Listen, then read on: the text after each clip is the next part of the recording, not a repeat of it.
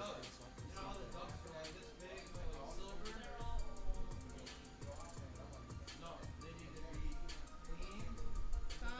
check out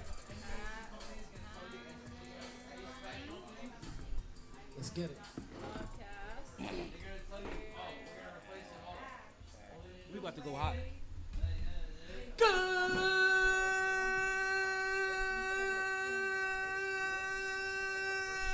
Good evening, and welcome back to another edition of the MyT Sports Podcast. I'm the one and only talent, Wnba, and you. What the hell you want? Can I hop on the mic? No, because you was just disrespectful. So I'm gonna do my thing real quick. And we. I'm living out this.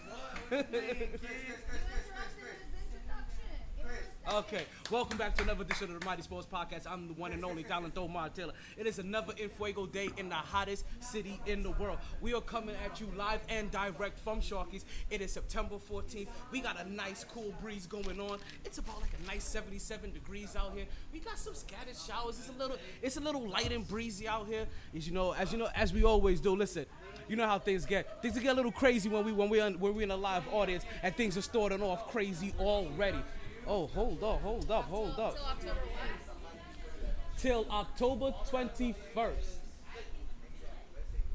Come check out There we go. podcast here at Sharky's tonight and every Wednesday night. So let me also say it so it could be heard on the podcast as well for you guys. So from now until October 12th, Oh, 12. yes, the show's on October 21st. From now until October 21st, we'll be having a raffle Wait, so the raffle's until the 21st. to the 12th. Okay, the 12th. The 12th. From now until October 12th, we're having a raffle. On the 12th is when we'll announce the winner. All right. You have to be here to participate. You don't have to be here to win. But you have to be here to participate. Here at Sharky's tonight every Wednesday night until October 12th. For $1. We got a big show for you guys today, folks. Coming up today on the MyT Sports Podcast. Whew. You know what? You know how things go around here. Regardless of the time, regardless of the weather, it's always a good time to talk some sports. You know what they say? It's always a blast on the MyT Sports Podcast. We got big topics for you today, folks. We're gonna get back to that topic from Monday. We're gonna see if you guys can beat my team. We're also gonna talk about the Jets head coach. He has his big talk. We got the Phoenix owner. He's gonna get inducted into our Pop Hall of Fame. We got the WNBA finals coming up. We got our NFL picks coming in. We have RIP to give out since the last time we was out here. Judge knocks out another one, and we got Curry over here making. We have Curry out here making historic deals. We have all that and more for you here on the MyT Sports Podcast. But let's go ahead and get into our first topic of the day. As we always get into our first topic of the day, I feel like this has been our first topic of the day for the last 209 days, folks. What is going on? I think you guys know what's happening already. We're talking about one Brittany Griner. Yes, folks, Brittany Griner has now been officially detained for exactly 209 days. She was first detained on February 17th, and it has been going on since then. We're talking about 7 months now that it's been going on. And I'm telling you that is no good deal. Whenever she does come back, I'm not let's take it away from sports. Let's take it away from all of the BS. Whenever she does come back, she's would have gone through some serious mental trauma. Like, whenever she does come back, you're gonna have to check her for all kinds of anxiety. She's gonna have to be treated for PTSD. Like, you understand, like, the kind of emotional damage, like, and probably like irreversible emotional damage that we're talking about that she is going to be going through during that she's gonna be conducting or going through, like, not only during her time there, but whenever she becomes free. Again, our thoughts and prayers go out to Brittany Griner. Let's hope that she makes it home safely. Today's show is gonna be a good one. Today's show is and also let you guys know we don't have no show coming up on Friday. I know what you guys are saying. AOT, you just got back, and you're out here already taking days off. It's not my fault. It's not my fault. It's my brother's birthday. I think he's turning 45. Maybe he's turning 46. I think he's turning 45. Right? but it's my brother's birthday, and we're having a party on Friday. We're having another event on Saturday. So I apologize. There's gonna be no show here for you guys on Friday, but we got a special. What that means is that we're gonna double down today. That means we're doubling down on everything today. So that means not only are you gonna get the pick results today, that means we're gonna give you our picks early. We're gonna give you our picks so super early. And you know the worst thing about having these picks out this early, right? Is that we have to worry about those injuries, right? The injuries are going to be the big thing. Right, we still have practice. Injury report hasn't come out. We really don't know what teams are going to be looking like yet. But we're going to get our picks up. But you know, this reminds me of the old days, remember? Remember the old days when all we did was our picks on Wednesdays? Like, but we want to wait for them. Listen, I ain't too hard to beg.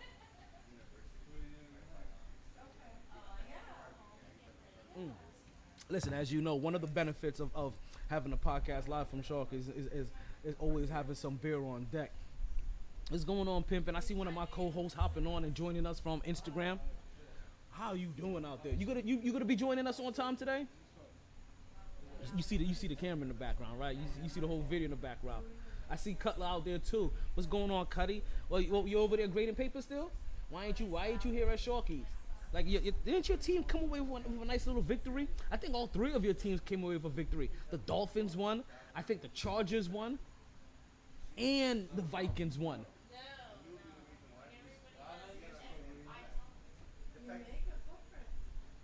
And I had all three of those teams winning.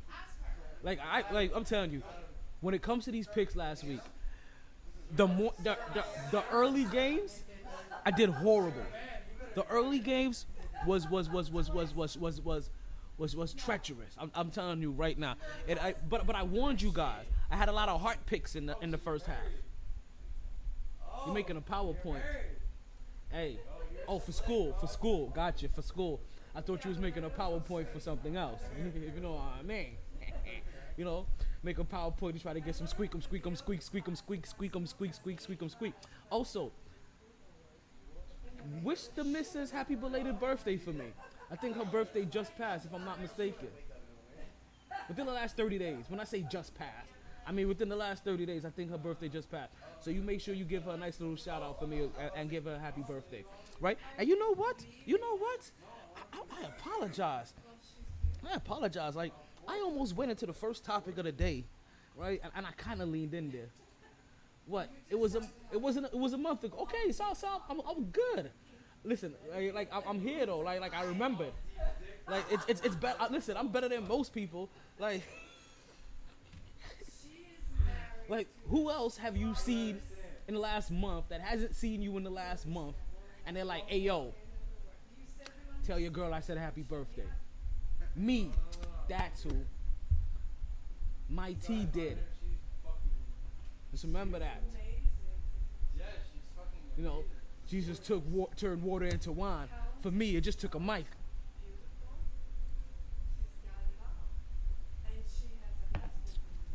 See, there's a method to my madness. I mean, I may be crazy, you know, insane in the membrane, but you know what I mean. Like, I got a heart. You know what I mean? I be thinking about you guys, like more than I need to. Even though you need to find a way to bring your butt down here on some Wednesday. Like when is the next Thursday that you're off? There's a Thanksgiving. Oh shit. We're gonna be here the day before Thanksgiving. Maybe. No, big facts. We're gonna be alright, Cutler.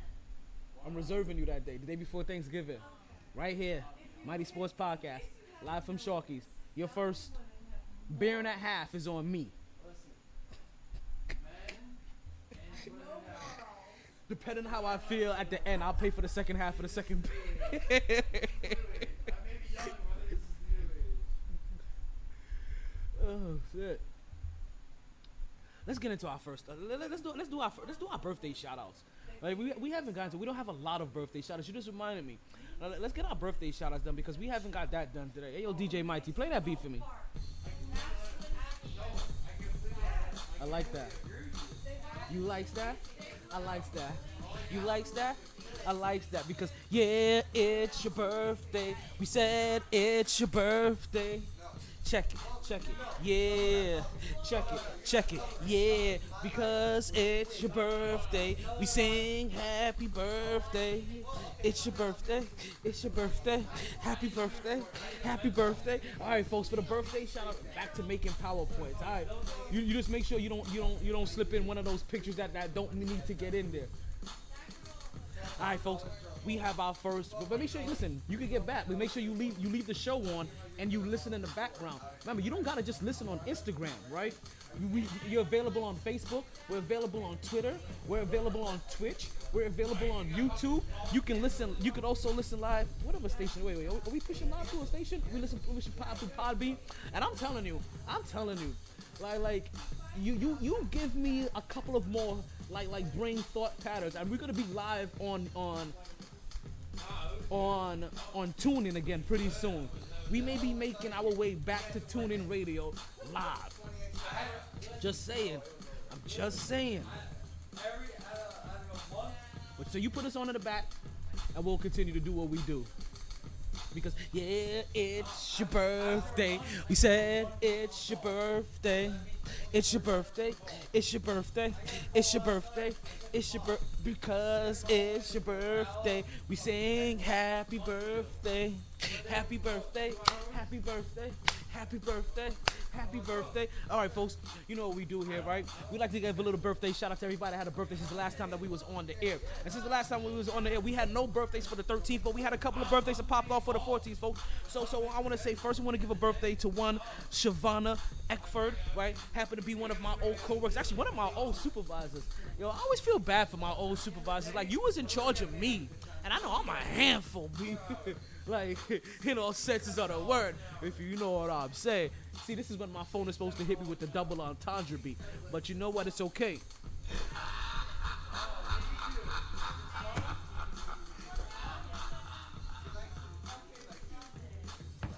Shit, I'm spilling shit over here. All right, but yeah, definitely want to say when I give our first birthday shout out to Shavana Eckford. Our next birthday shout out, we want to give to David Allen, aka DJ Creep. Now, DJ Creep happened to have, listen, he has been one of the DJs at Players Club. I think it's been Player Clubs? Yeah. So he's been a DJ at Players Club for God knows how long. I know he DJs at one of the local radio stations at well. DJ Creep just turned 40. Listen, I ain't gonna lie, Creep. Listen, B, I still don't like how you stood us up for the finals when we was in school. Like we really had to change the whole entire skit on the fly. Like, I really didn't appreciate that.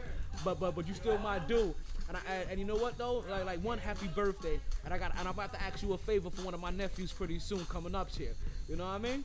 So you know what we do for every birthday, right? We want to wish you a happy birthday. We hope you party hard.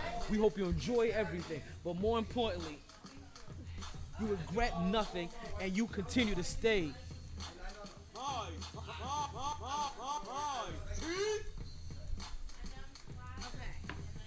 Hey, yo, DJ MyT, cut that beat. What's going on? We got the lovely Anna joining us again. Hey. So I'm trying to put this on Facebook. Uh-huh. What is the show called? The art show? Art of Lust 3.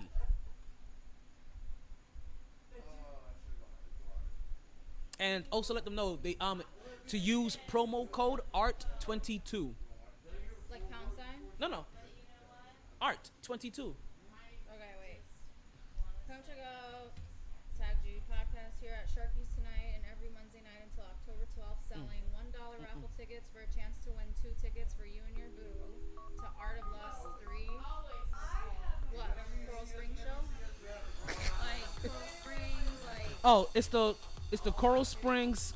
I just see. Coral Springs art show. Let's pull that back up. Let's pull that back up, please. Let's pull that right in front of my face. Coral Springs Center for the Arts. Coral Springs Center for the Arts. For the Arts.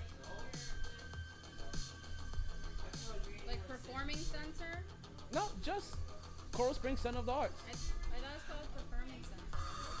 And I know the website is Center CS, so like Center Coral Springs.com. Okay, chance to win 2 tickets for you and your boo to the Art of Love. And you do win 2 tickets. It's an art show. And listen here, fellas.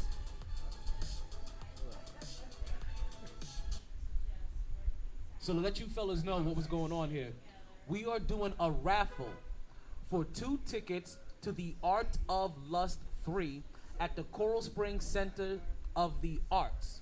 It's only $1 for a raffle ticket. Now, guys, this is probably important to you guys. It's an all-women's cast, meaning all women vendors, all women artists, all women everything. We're talking about you could be pretty in pink. Double entendre. Period. Right, She's out of here. I'll be back. Right, so you guys make sure you come on down. You get Anna, yes, my bad. You guys make sure you come on down. You get yourself a raffle ticket. The show is gonna be on October 21st, and yeah, get 2 tickets. Bring you and a boo.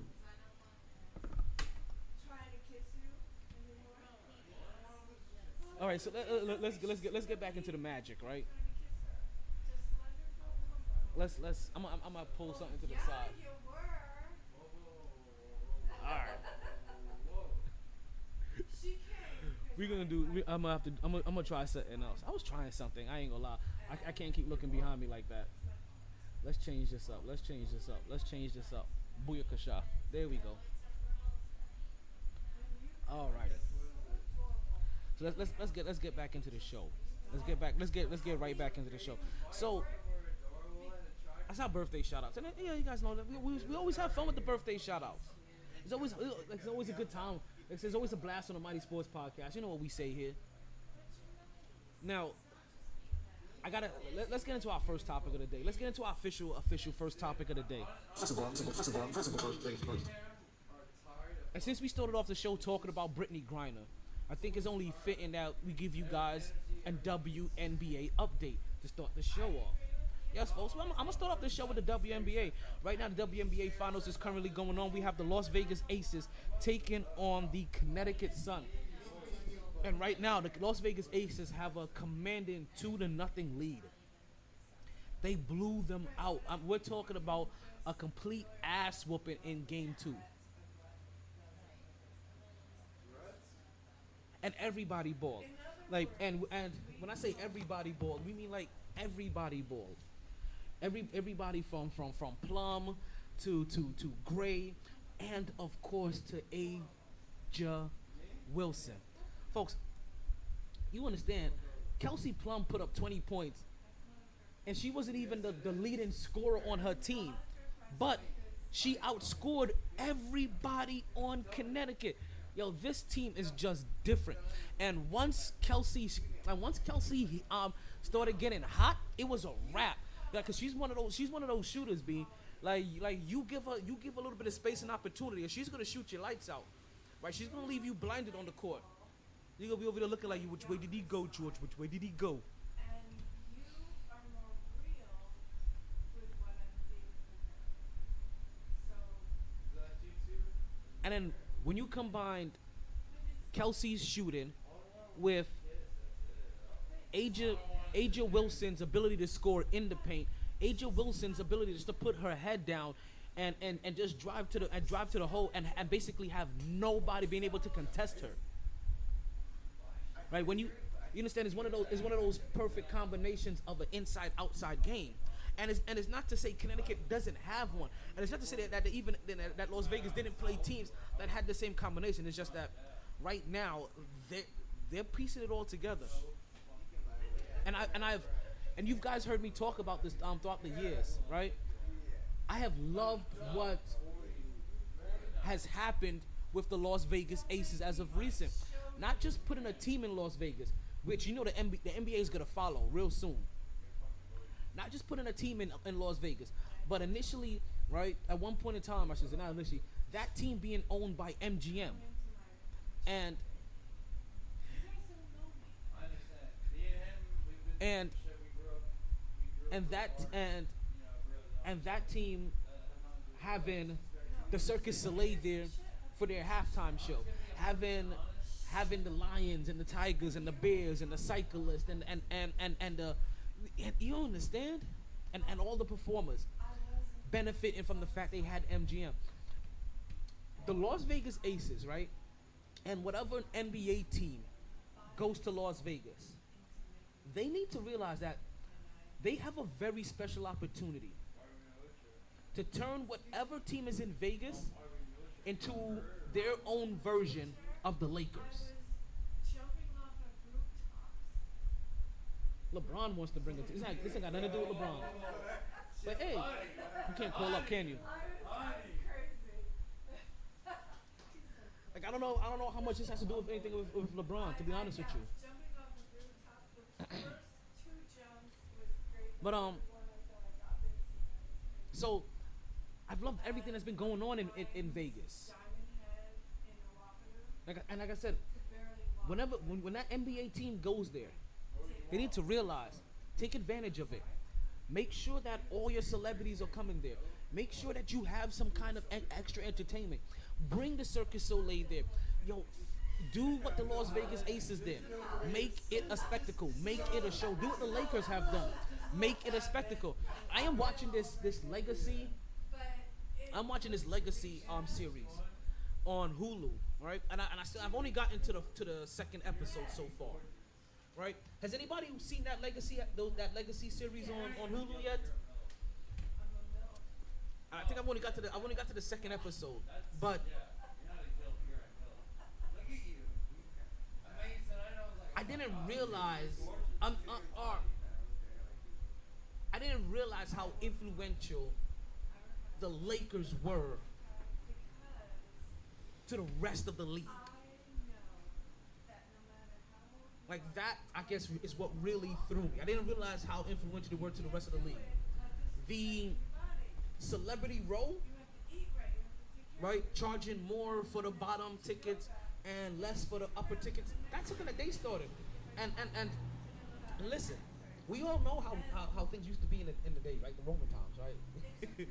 Right, where it was the bottom seats weren't for the celebrities, for the commoners, because that's when you could get blood on you and shit. But let's not even go into that one.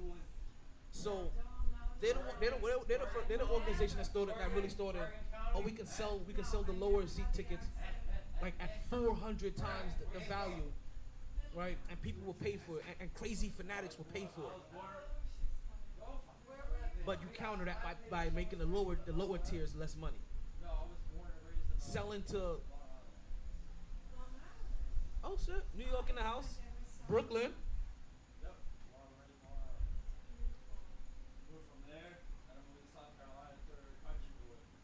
What part of South Carolina? yes, sir, ski. What part of South Carolina? Bluffton, Helen Head, South Carolina, Savannah, Georgia, BA. So I did something similar. I moved from Brooklyn, New York to Chester, South Carolina. And I hated Chester, South Carolina, because I can't stand the country. That shit is too fucking slow for me. Like, god damn. Like, no, you don't understand. Like, let me tell you, let me. You never been to Hilton Head? The beach, Hilton Head, Savannah, Georgia. I've been to Savannah, Georgia. Yeah, no, the beach. No. Yeah, it's slick out there, boy. No, listen. When I first moved to South Carolina, and I'm from New York, right? Where in New York? From Brooklyn. Okay. I'm from Long Island. I lived in 6'3". Brooklyn. A Where couple of parts. Like right over there, by Flatbush. 6'3", I used to live in. I know what Sheepsay Bay is at. I used to live in Canarsie.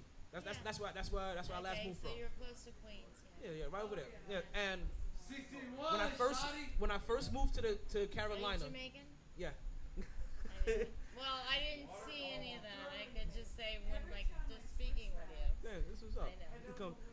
Crickets. Jamaica Avenue. Nah, I'm not from Jamaica. No, like my family's Jamaican. Like I'm born in Bronx. Like Bronx? The Bronx, Yonkers. No. I'm born in You're born in Brooklyn. No, I'm born in East New York. I'm born in Bronx. It's a long story. My mom, I lived in Brooklyn. My mom was visiting my godmother. Where did you grow up in Jamaica? No, I grew up in Brooklyn. I grew up in Brooklyn and in Florida. So I came So here. you came here when? I came here in How old were you? the last time 16. The first time 12, and I left at 13. And then I came back when I was 16. How old are you now? I'm 40. One. Forgot about the one. I lived in. Wait, what? Yeah, it's true what they say. Black don't crack. I know that. But yeah, I'm 41. How'd you thought I was this whole time? Like 30? That works for me. Like 35? That works for me. You thought I was like 31. It's okay. Thank you. What's your name? Talon. Like the Eagle's claw. Talent. Come on. Come on. You know about Long Island? I don't know anything about Long Island. The only thing I know about Long Island is that I used to visit there. You're not far from Long Island. I used to visit there as a kid to go jet skiing. Rockaway. You went to, I be you on- went I to be on a Rockaway. Actually, no, I'm lying. I used to go to. Reese. I used to go to Rockaway. I used to go to Fort Rockaway. Reese Yeah. Reese I had a cousin. I have a cousin that live over there. See, I know See, you know what's everything in weird? New York. Like I hear Fort Rockaway. I don't think Long Island. Like I think it's Fort Rockaway. That's where I'm from, Long Island, bubba. Yeah. So you guys sports fans? I'm a Dolphins fan. Giants, I don't care how trash I they love are. the Jets. I'm Giants to the day I I die, love G. the Jets. Well, I'm Jet a Jets fan too. So the reason why I'm asking is because I have trivia questions, and I give away treats if you can answer my sports trivia What, questions. edibles? They're close, very close to edibles. No, Okay, you know it's what? definitely not close, boy. I need that pressure. It's a good Didn't prize. I won one last I got something for y'all. Thank you. I got something for y'all. And don't forget, we're doing a raffle for an art show. Right here? Yeah, so there's an art show coming up, right? Yeah. So this Hey, the I'll raffle. shoot you a few. Listen, if you wanna listen, buy a quarter raffle. for the free. The raffles are. What? She was like, what? What? Yeah, come here. Oh, come talk to me. Excuse me? So the raffle tickets are $1 a pop, right? And it's gonna be for an art. Damn.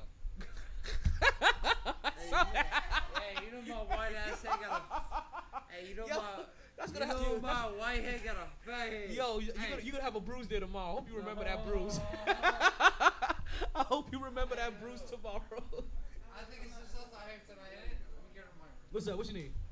What you want? Go ahead. Hey, sorry. Hey, get this Arabian ass, fuck ass nigga out the club. Whoa. Language.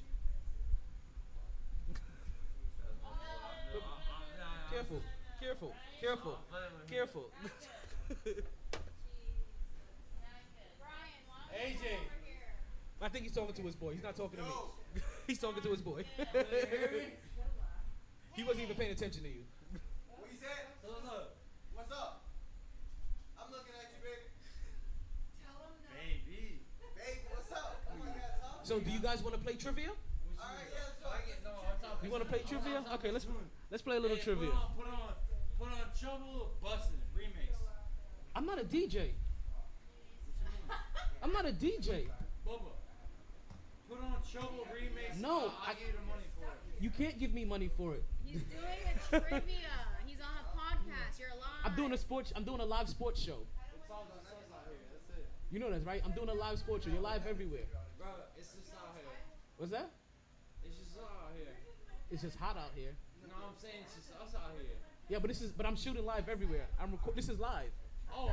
This is fully live everywhere.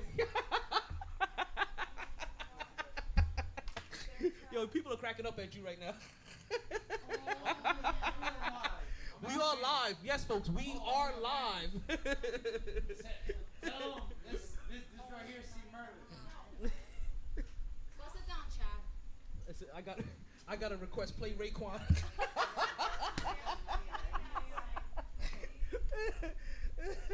But it's okay. I know. I don't even know. You should have seen her.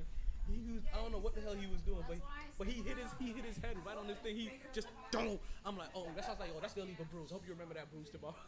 He hit his temple right on. I'm just glad he stayed standing. Hey, I knew what I was signing up for when I decided to do a podcast live at a bar. I knew exactly what I was signing up for. I actually welcomed this. I actually wanted to smoke. Special people come. Listen. It's what makes a live show so alluring. You never know what's gonna happen, but it's still always a blast on the Mighty Sports Podcast. You never know what you're gonna get. For real. But I think I know what I'm gonna get in this WNBA finals. I think we may get a sweep. Right now, you have Las Vegas up 2-0.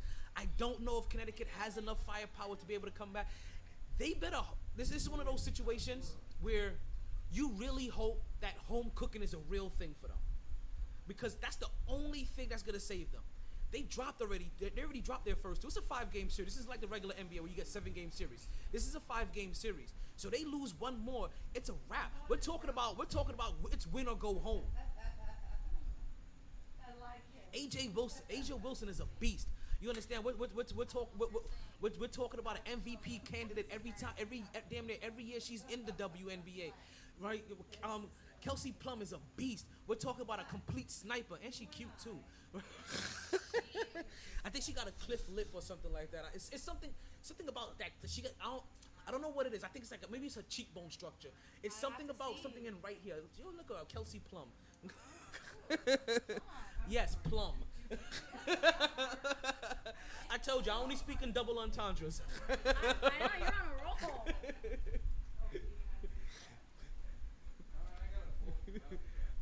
Oh man, this is WMYT salty nuts. This is welcome back to the Jack Off Hour.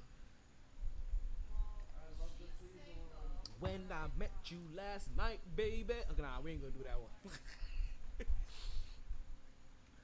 So tomorrow night for Connecticut Suns, it's win or go home. It's you get that good dose of home cooking, or you bust your ass this whole entire season to get swept in the NBA Finals. But you know what though? Smile, and I want to meet you again. Ooh. You guys hear this going on in the background? You guys hear this going on in the background? Dingers. So long as you know. Oh, baby! Oh, baby! Oh, baby! Oh, baby! Oh, baby! Oh. We're fine with it too over here.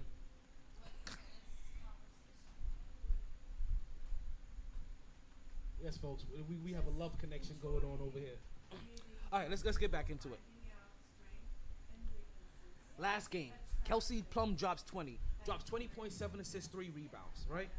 You get Grace, she drops another 21 points, 8 assists, another 3 rebounds. AJ Wilson, she got 21 points and 10 rebounds, had no assists. Ironically, I found that ironic because you would have figured, what's going on, sis?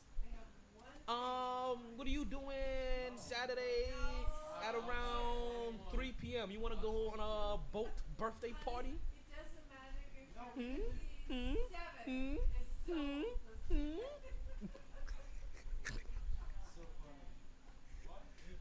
Oh man.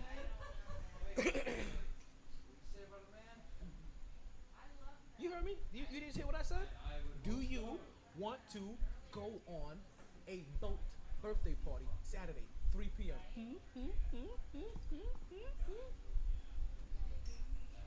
let me know. I'll let your boy. It's my brother's birthday. His birthday is Friday, and we're doing so. He's gonna be there Friday for the. Oh, hey, you guys know where Naked Taco is at? Hey, audience, hoodie. Hey, yo, hoodie, pink hoodie. Table with the pink hoodie. Make sure you guys go to. Hey, Brother man. hey, pink hoodie. What's going on? You guys know where Naked Taco is at? Oh, I'll show you, nigga. I'll show you. Oh, hey, I walked into that. Hey, yo. Listen, on Friday night, Naked Taco is having a 90s party, right? DJ Scepter's going to be in the building at the Promenade. Go to Naked Taco on Friday night. Go check it out. Naked taco. At Promenade. Naked Yeah, Taco? Naked Taco in the Promenade. Hey, have you ever been to Pompano over there by that nude beach? That's a Naked Taco right there. Yeah. Listen. I used to live in Germany. I've seen a few naked ties. I seen a couple of naked schnitzels. Okay.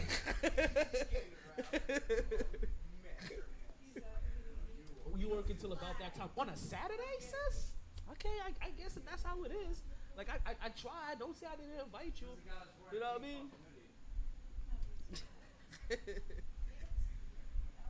But again, don't you guys forget, we are having a raffle I'm gonna keep mentioning this because this is actually the spot for it right now. Right, we're having a raffle contest for the Art of Lust 3 at the Coral Springs Center for the Arts. Yeah, a boat, a little, boat, ship, whatever the hell it's called. It's a boat. Oh, I'll send it to you. Hold up. Let's see if I have it in my comments. Actually, I can't post that shit on there. Everybody would know. Actually, I have some randos on my fucking ship. I'll send you some information. It's one of those little yacht boat party thingies. You know how that shit go. Listen, man. You know how that shit go. You know how that shit go. I'm over here talking to my Instagram people. Listen, we gonna get into the sports. Don't you guys worry. The sports are here. What you guys need to do is make sure you guys get yourself a raffle ticket. Hey, sis, I know you want to go to an art show. Actually, sis, on October 21st, I am raffling tickets right now for an art show. So you need to make sure you bring yourself down to Sharky's, right? So that you can get yourself a raffle ticket for this art show. It's called the Art of Lust 3. No children allowed. It's an all women. It's an all female cast. Right? And we'll be there Friday too. It's an all female cast, female vendors, female artists, female everything. Right? So if you guys don't buy buy your ticket, but make sure this, go buy your ticket. Period. Use the promo code ART22. Go to centerscs.com if you want to buy a ticket. I don't care. Come down here and buy a raffle ticket and then leave.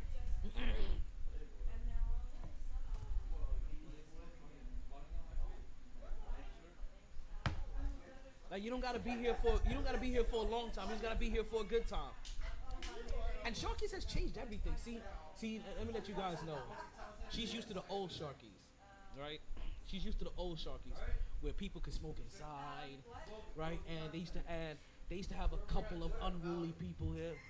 It's no longer like that. You can't smoke inside anymore, right? So when you leave here, you're no longer smelling like smoke. Those couple of people that used to feel a little entitled and a little privileged, they're no longer, and because of it, they used to act a little rambunctious. What's going on, Julia? How you doing? Right? And then also those people that used to feel entitled, they're no longer allowed here because now that Rich is now the owner of Sharky's, right? It has taken a complete 180 in the last 365 days. That's why it's called the new and improved Sharky's. This ain't your same old Sharky's. Like this the new Sharky's and not the old Sharky's. But sometimes I miss the old Sharky's, but not the new Sharky's. But I like the new Sharky's, but not the old Sharky's. What's going on, Junior? How has school been?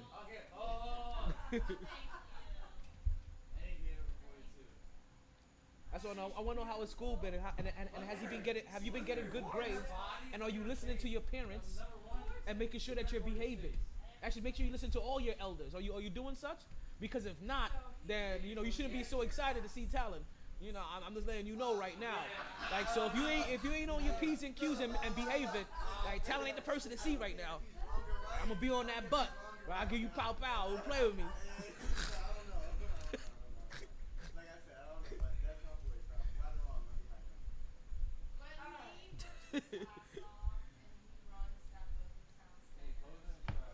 That's good. It's a new school year, which means that everything is brand new. You got new opportunities, new friends, right? New teachers, new acquaintances. Plus you're gonna learn new information, and you're gonna leave there being a little bit smarter than you were when you came out. And that's really what it is. It's about a little bit more smaller than you were before. Listen, I'm a firm believer of that whole village. Listen, I'll tell all of you guys right now. When I have kids, you can fully whoop their ass. they act up in your presence, you whoop their ass. Like, listen, I don't want you to tell me that they fucked up. I want them to come up to me. Then I know they fucked up. Like seriously. Like I am that serious when it comes to Village all day. What's going on, Pippin? You put me on live? You wanna come take a seat? Oh, Sir Ski. Come take a seat. Come take a seat with us. Was you on live right now? Yeah, we're definitely on live right now. What? Set it up, boy. We have one of the Sharkies faithfuls coming to join us.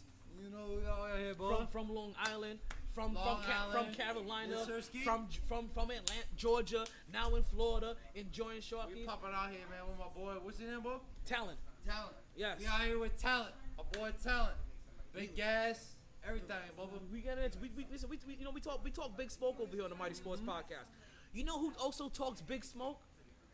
The Jets head coach. I don't even want to get with it.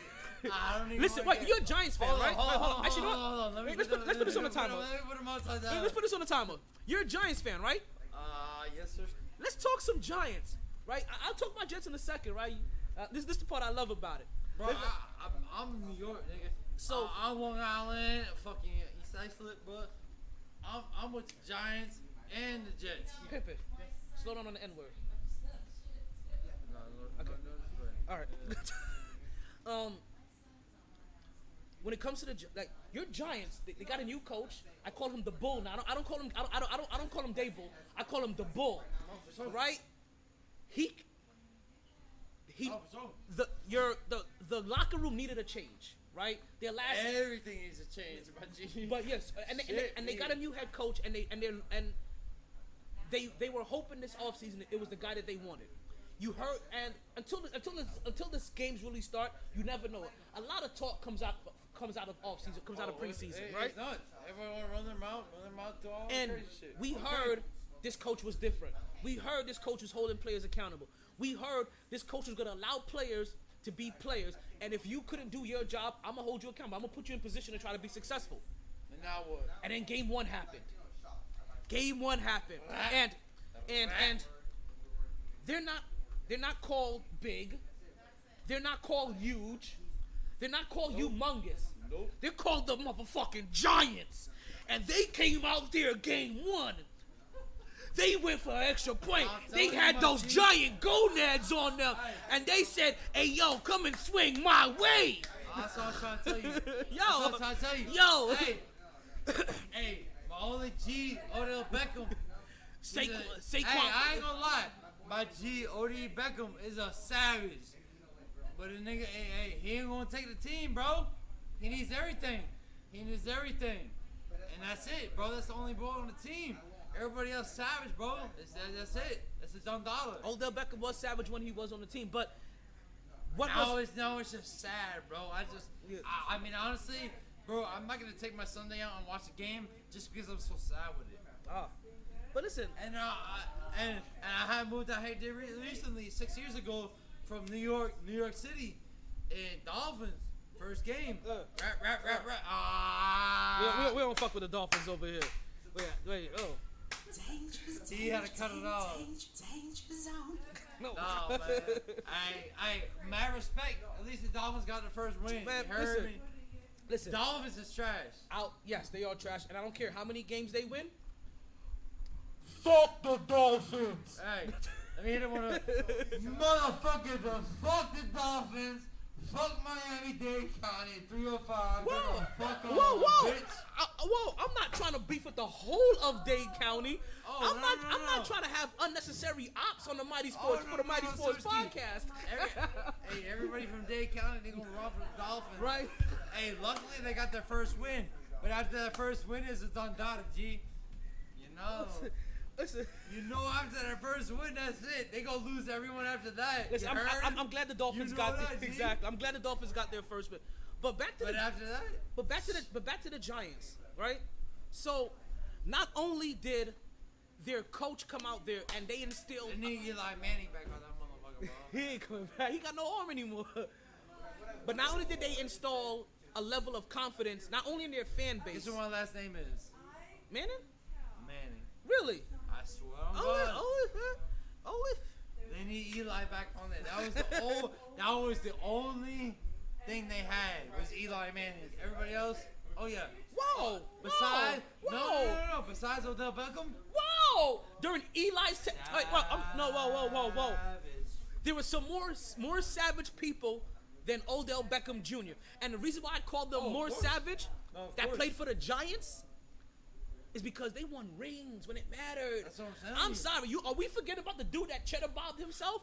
What's his name? Was that Brandon? That wasn't Brandon Marshall. Yeah. Who was that? Who cheddar bobbed himself? Yes. You know, I know you know, Mark. Who cheddar bobbed himself, right?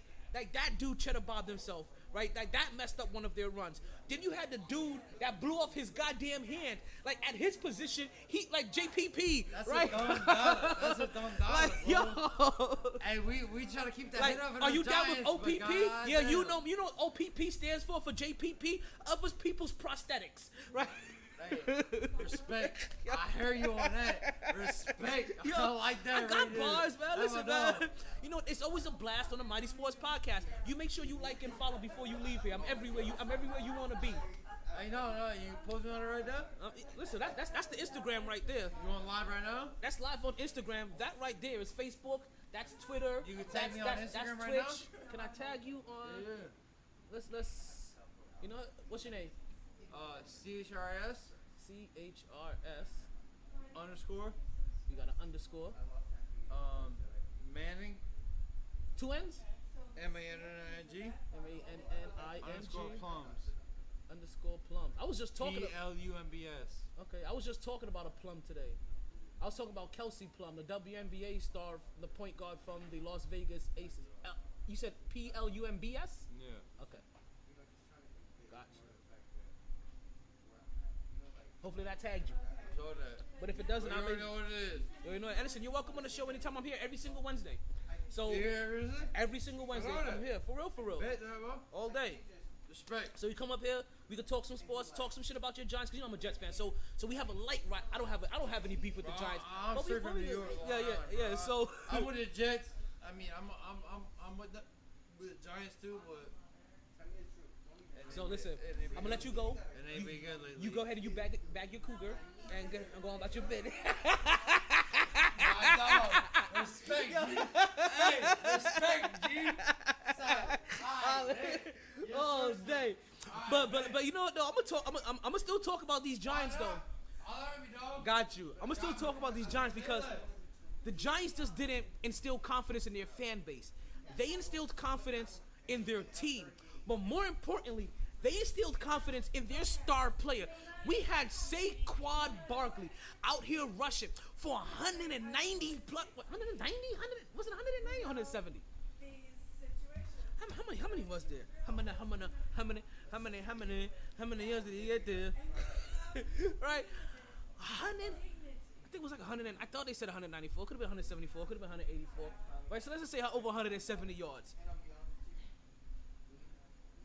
And if that isn't a vote of confidence, now there were some people that even though they had winning performances over this weekend, I was a little upset by them, right? Saquon Barkley wasn't one of them. I didn't see Saquon Barkley taking unnecessary hits. I didn't see Saquon Barkley out here trying to be like the world's best acrobatic football player. He was like, no, I got strong legs. Let me use these big ass trunks of legs and plow my ass forward. And that's what he did. Kept on going forward and forward and forward. Yo. Y'all see this shit that we have to deal with going live, right? So let me get this one in, right? I forgot who I saw that had this comedy special, right? Oh, hey now. Oh shit. Nah, Shorty was bad that just walked by. Who was it? I forgot what comedian this was. I want to give him credit for this. But he was like, for some people, like, we get it. Like, in certain crowds, right, some people get a nigga pass. Right? They get an N-word pass. They do. But he said, but your N-word pass isn't transferable. Like, you can't go around a set of new people and start dropping N-bombs. Because you, and it's funny because that scenario, very specifically, as we just saw it play out a while ago, right? I had that happen to a buddy of mine, right? When I was in the army, named Schwartner. Right? Don't at him. He's a cool dude, and I don't think he'll ever use that word ever again. But I gave him a pass, strictly in the confines of my area when we used to play Madden. And then we was playing Madden with some other people, and he said that shit. And can I tell you, it took every bit of me to hold back some big ass 280 pound 6'5" motherfucker from literally bashing his head in. Like it took the vouch of tea. Like I had to give him like every single blessing, and then I had to ban his privilege. I'm like, you know what? Sorry, your privileges are stripped. Like you misused it. Like I'm sorry, you can't ever do it again. So I get it. Like listen. I'm not a super stickler. I get it.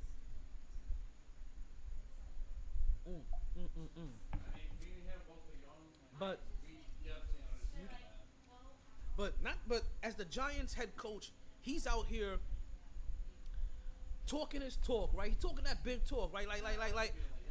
But he's backing it up with his players. We have the Jets head coach talking big, and he hasn't backed it up yet. But he isn't talking like he has backed it up. He's just been out there saying that, you know what? All you naysayers, right? Keyshawn, like he pulled the. Listen, I'm gonna tell you this right now. He pulled a Rex Ryan. He pulled a Bart Scott. He came out there and was like, to all the non-believers, Chris Sabini, Keyshawn, when we start winning again, we don't want you coming back on the bandwagon. Now, I'm going to tell you where it got misconstrued. There's a section of fans that feel like that was directed at the fan base. And granted, he did say some things like, yo, New York fans are miserable. Yeah, they are kind of miserable. They also miserable fucks. You can't deny that. Like, New York fans, right? New Yorkers, you can't be upset for somebody calling you miserable fucks when you know that you're a miserable fuck. Like, they're calling you out on your shit. Like, you can't be mad at them when it's true. That's your time to step back and reflect and be like, yep, you know what? I'm kind of a miserable fuck at times. Like, we talk about the Philly fan base, right? And who they're willing to boo. Well, the New York fan base ain't no better. And in this day and age, you can see the reason why New York is having a hard time now finding stars all around, right? Is that nobody wants to be booed by you. And granted, I know you say like, yo, you know what don't kill you should make you tougher. And even I have said, yo, these players need to toughen up. But that's also, these players need to toughen up. That's my grandfather's talk. That's my father's talk, my uncle's talk. I can't say my father, so I don't know what the fuck my father used to say. That's my uncle's talk. We all know through our own experiences that belief systems that our grand elders had, right? Our mothers, fathers, and uncles had. Some of their beliefs. Some of that shit is antiquated. And some of it can't fly anymore. So it may be the time. It may be. That's true. It may be the time that New Yorkers stop being so nasty for no reason. I guess that's probably be the best thing. Like, stop being nasty for no reason. We understand holding some players accountable and doing this. Like Julius Randle, he's soft. Like he's softer than a Twinkie filler. And he over there playing the victim. Nope, sorry. Actually, you know what? Nah, fuck that. Like, I'm sorry. I can't do it. Cause these guys just aren't doing enough. But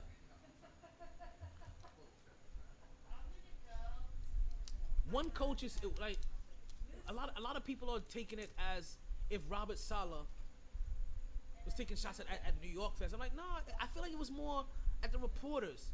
right? More about the people that write about the New York Jets. More directed at the people that talk about the New York Jets on platforms that could be viewed publicly or listened to publicly. I think he's talking to those people. Not to say that, listen, and the reason why I said because, listen, I'm here with you and I'm here with you and we over here yapping about that shit, and we seeing that firsthand. Let's pull up the chat, see how the chat is doing. You know what he means? Can I say what he means? Okay. What you said was right. I'm gonna explain. Right? So This guy's out here. Before I even started working with him, he fucking flew in. I don't know the sense of, like, and the thing about it, right? Perfect point. I didn't think that Robert Saab was saying something that was directed at the fans, but yet here are the fans here upset because you're miserable fucks. See? Because he didn't say anything to upset you. If you really sit back like, okay, you know what? Fuck that, we're good. Now, for the greenies of the world, right? For the me's of the world, I can understand those guys taking it personally, right? Because he isn't just, like, when he is talking to the fan, he's talking to a very specific fan. He is talking about the fan that writes. He's talking about the fan that posts. He's talking about the fan that is putting out consistent content about them and talking their shit. And listen, Robert, all you gotta do is win consistently. That's all it takes. And listen, I'm gonna tell you something serious. And it was said before, and you felt real offended by it. But it's real, but it's true. You're not Rex Ryan. You can't hold a candle to Rex Ryan's son.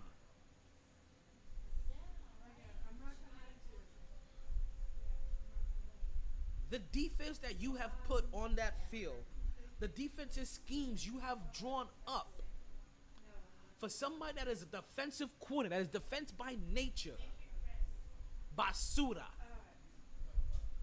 You don't know the status of your starting quarterback.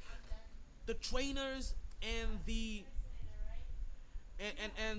rehab people and the doctors are telling you he's coming along, that he's gotten to a certain point, that he's starting to do something, and you haven't taken a look at him yourself so that you can also see, okay, I wonder how this decision is going to look. I wonder how.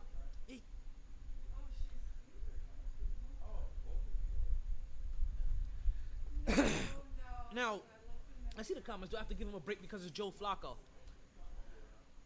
You would give him a break if it was Joe Flacco? If he didn't have Joe Flacco passing 50 times in the game. Like, I would consider him, giving him a benefit of the doubt. But you got Joe Flacco passing 50 fucking times, B. Why? I didn't realize I was this upset with the New York Jets this week. I ain't gonna lie. I didn't realize I was this upset with the New York Jet fan base. I'm just upset with the Jets, period. They just got me. See, they have me right now, a miserable fuck. And yet all the Jets fans got butt hurt when that's what Rob Salah, Al Salah is the car dealership guy up there in New York.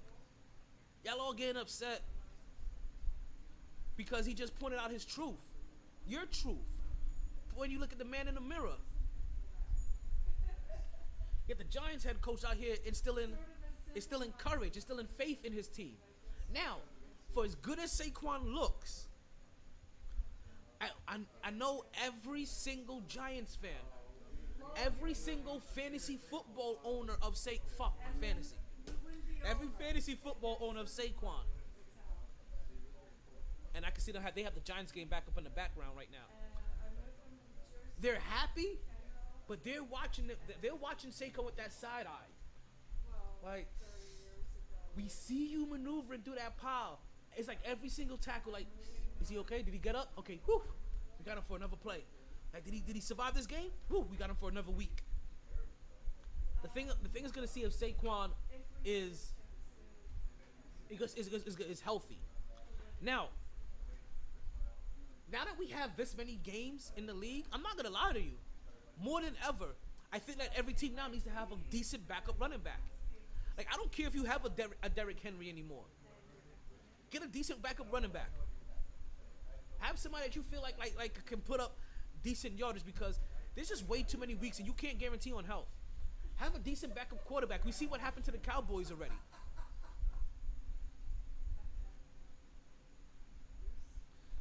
Right? They're already scrummaging. Their season is already looking like it's ended. They came into week 1, grand opening, grand closing. Dak Prescott done. Well, you teams that got your dubs, especially on the teams that got the dubs that are on teams that you don't know much about, that you're kind of shaky about, that you're like, okay, we got a good win, but we've been bad for the last couple of years. Enjoy this win. And I mean it. Enjoy this win. As you should enjoy every result from week to week. Enjoy this win. Because you don't know how consistent you're going to be for the next couple of weeks. Right? And I have no problem with what Rob Salah said. Because as a Jets fan, I ain't gonna lie, I want a little gusto. I want a chip on your shoulder. Like, don't let the New York media just beat you up all the time. Nah, fire back off on them. It's okay. But you gotta win. You also gotta win with it. You can't be talking shit to New Yorkers. And the thing about, like, you're not a New Yorker. So when you talk, we hear some of your rhetoric and verbiage come out as a person that's not a New Yorker, as a person that kind of looked at New York from afar and always kind of thought ill about it, possibly. Right? Kind of kept it at an arm's distance.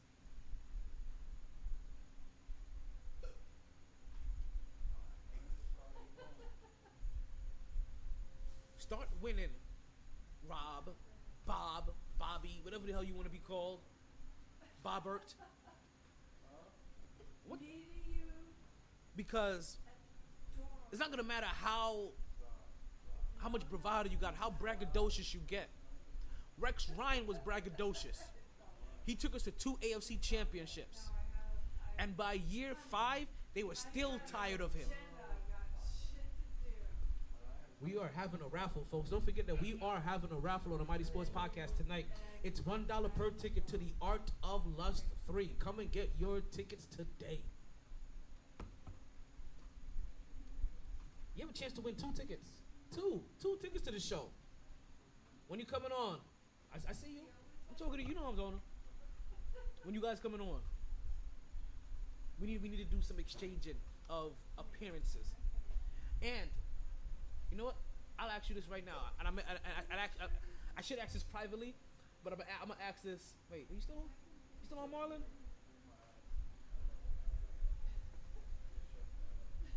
I'm just gonna call you guys GM because you got both. I think, isn't it both your names on there? Right. I want you to invite the director for the Art of Lust 3 for an interview. I'll send you her information. Can you guys do that? Would you mind doing that? She's a local person. And then, by me saying that, I hope you understand the method to my madness to that Facebook group I invited you to.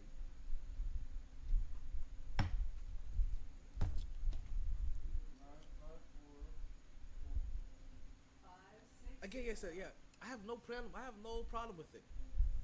With what Rob said, but I do need him to win. Like I said, Rex Ryan first 2 years AFC Championship. By year 5, New York City was tired of him. The owner loved him. New York City was tired of him, and that's the problem. See, not every franchise always is gonna have a winning year. But sometimes you have to allow some of those down years to transpire so you come back to winning. Because you know what's even more important than you trying to find that next lightning in the bottle? Some kind of consistency. I wouldn't have mind Rex Ryan being our head coach right now for going into year 20. I guarantee you, if it would have been solidified that he's the head coach and players know, they're gonna come in and play for him. And I guarantee you, our defense would not be looking like fucking Rob Salah shit. I want to make an inappropriate joke, right, or an inappropriate reference to how bad his defense is, but I'm gonna leave it alone. I'm just saying, it has to do with pink cookies in a plastic bag being crushed by buildings. And speaking of being crushed, we have Aaron Judge, folks. Aaron Judge has hit home run number 57.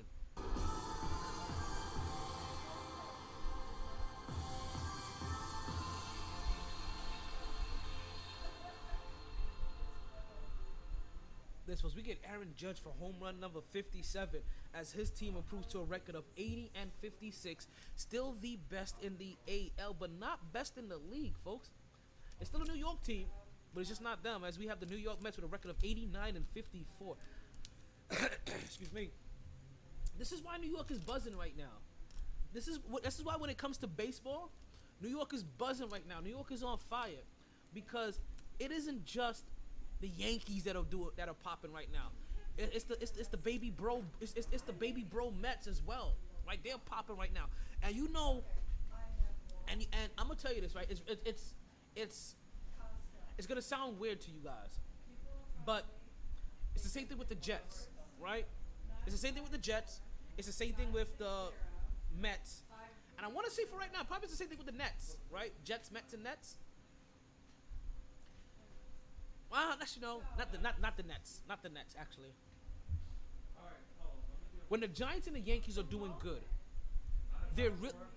while there is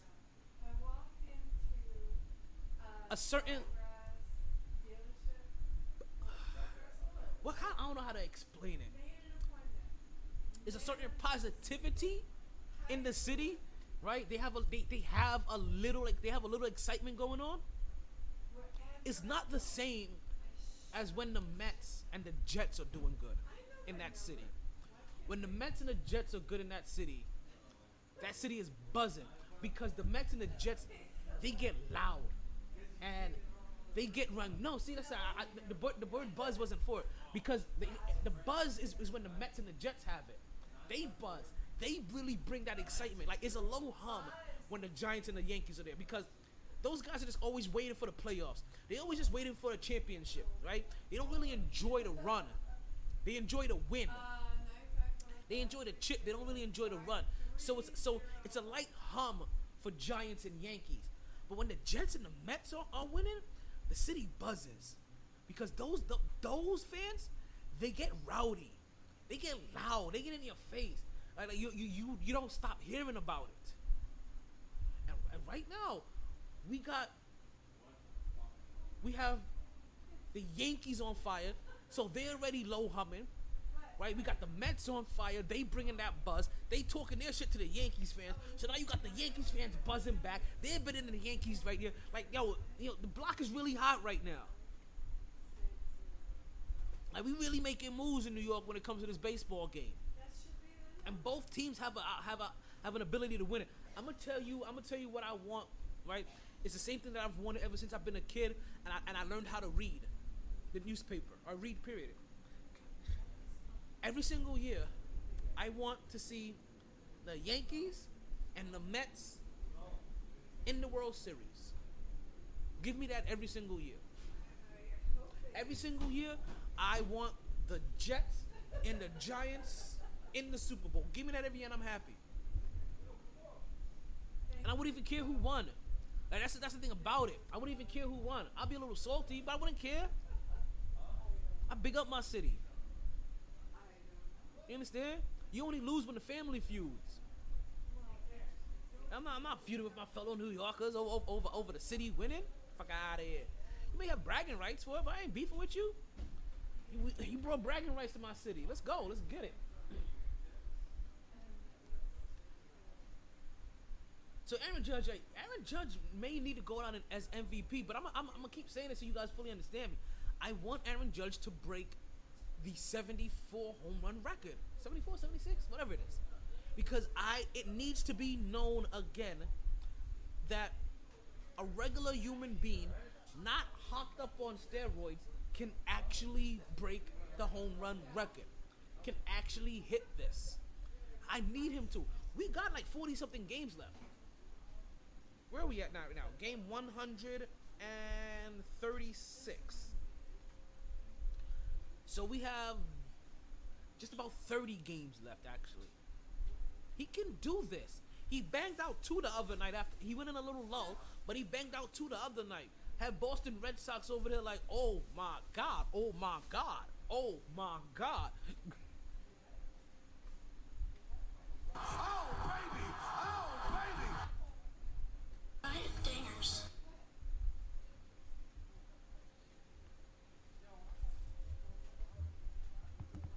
So,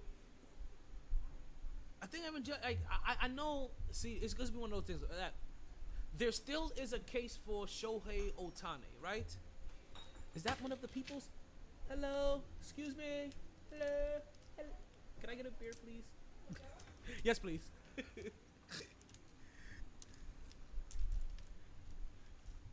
I didn't see you sneak in or sneak out. Sneak over.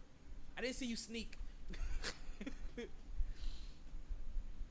I'm so hungry right now, but I don't know if I'm on food. I think I'm just gonna go and get food when I'm home. I cooked before I came here. So I know the Yankees. I'm gonna tell everybody this again, right? It's the first time you guys are hearing it this season. I'm not worried about the Yankees. Not worried about the Yankees. And I'm gonna tell you why I'm not worried about the Yankees. I'm not upset about the Yankees. With whatever happens, they're gonna have their ups and downs this year, and I can fully accept whatever happens this year because I honestly believe that this year we have a team that can win. For the last couple of years, I didn't believe that we had a team that can win, so it was very misleading what the product we had on the field.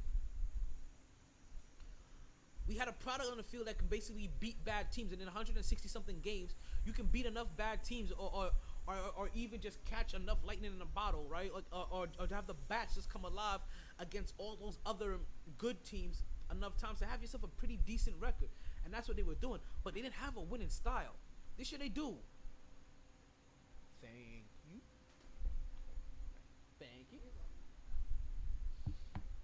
This year they have a winning style. They didn't have that before. They switched it up. They got right-handed and left-handed batters. They added some more pitching. They started stealing bases. The little things. Started hitting for contact. Now, granted, the bats went cold not too long ago. But now they're picking back up again. And this is kind of what you want. When the bats pick back up, you want it to be at the end of the season. So, because as it basically is right now, you just have to worry about the hot or cold streak. See, the form that they had before, it was like, oh, we make it to the playoffs and it's a crapshoot. It's a crapshoot if you have a winning formula. It's a crapshoot if you have a chance. If you don't even have a fighting chance, then it's not even a crapshoot for you. You really just there to be picked on. You there to get your ass whooped. You there to be somebody's punching bag, and that's what the Yankees were the last few years in the playoffs. They were there to be another team's punching bag. This year, I don't believe it so much. You just have to hope that things are clicking for them right now at the right time. Now it's about when are you hot? When are you cold? When have those bats come alive? Because if you're making contact and now you start doing all of the other things that you were doing, all of the other little things that you were doing, making the contact, stealing bases, then a World Series championship is not such a far-gone conclusion. I know it's the expectation as Yankees fans every single year, but it doesn't mean that it's realistic expectations. Even when they have a good team, it still doesn't mean that it's realistic expectations. This year is one of those realistic expectations year. And while Shohei may be doing things that we've never seen, at least I've never seen, and unless you've seen Babe Ruth play, then you've never seen in your lifetime, it may be stuff that are on MVP caliber, but it's not producing dubs. And we all say this all the time, like, and we all have this rule. You can beat and let's go basketball. This makes it easier. You can beat the highest scoring person in the league, but if your team isn't at least one of those top 4 teams in the league, nobody's gonna look at you for MVP. You can have the best analytics in the league, but if your team ain't in the playoffs, nobody's looking at you for MVP. You have a losing record, nobody's looking at you for MVP. So Shohei may be doing a whole lot of things, but we know what Shohei ain't showing me? He ain't showing me wins. So he could be all cute as he wants, and he could be a lights out pitcher, and he could be a deadly hitter, but your team is still in the bottom of the slums. And I know there's 8 other guys that has to put that bat into contact, but when it comes to pitching though, those games should be your dubs, right? If you are such a good hitter, your RBIs should be up a little bit more. Like, oh my God, speaking of RBIs, Aaron Judge's RBI completely disgusts me. It really does. His RBIs disgusts me. I think before he knocked in those last 2 home runs, when he was sitting at 54 home runs, he only had 59 RBIs. So you know how many single home runs he's hitting? Yes, that many. Over 50 of his home runs are singles. Nobody on base. No extra points put on. Just one man by himself. Top bunk. One pillow. No sheets. Real cold.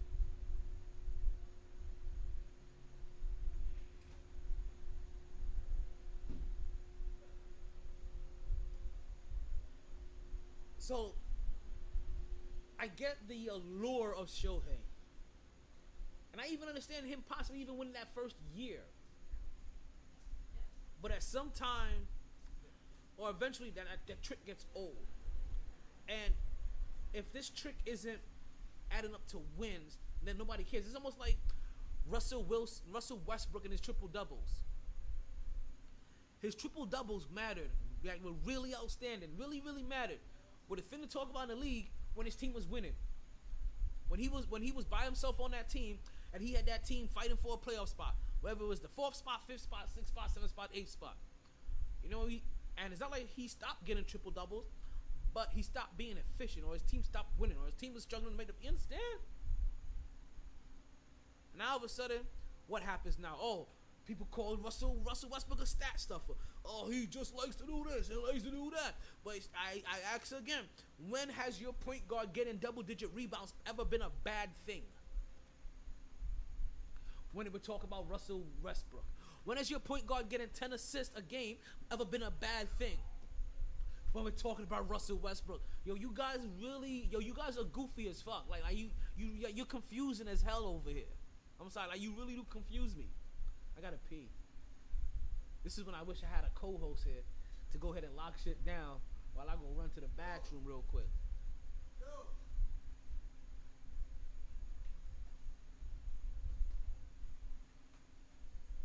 Oh, okay. I see what's going on here now.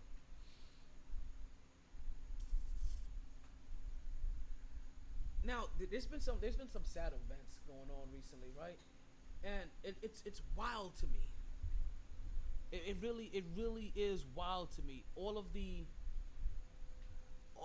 rappers that are dying lately. And what's even wilder is that I didn't know that these guys sung the songs that they sung. Like, I'm not gonna front. I didn't know who P&B Rock was by face. I didn't know who P&B Rock was by name.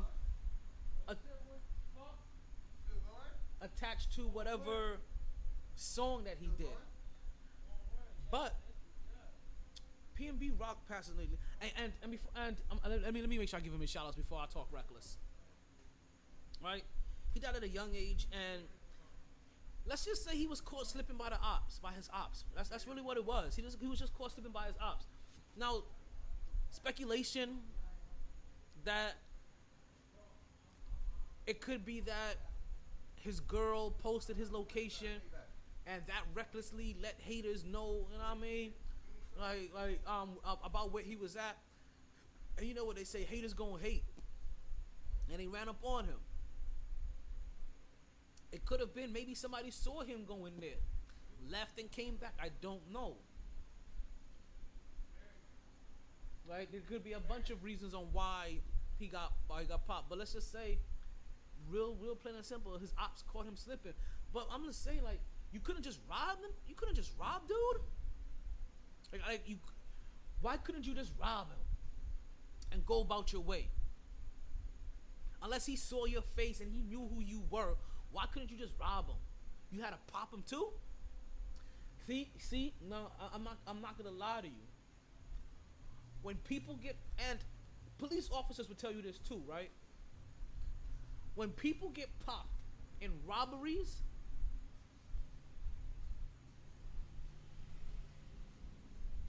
the majority of the time they knew that person. I'm gonna say that again. When people get popped in robberies, the majority of the times they knew that person. And maybe the robbery is a setup to look like, oh, it's a robbery going wrong. But maybe not, you just wanted to pop this person. That's one.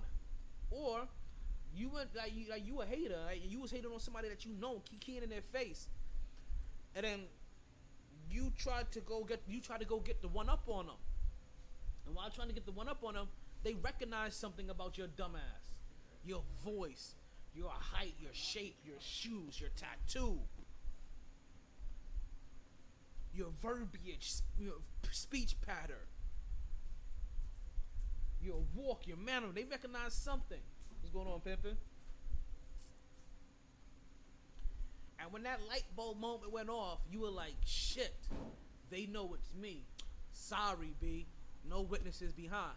Block out, block out, block out. It's the sound of the police. That's the sound of the police. At least what the ones that, you know, what I know.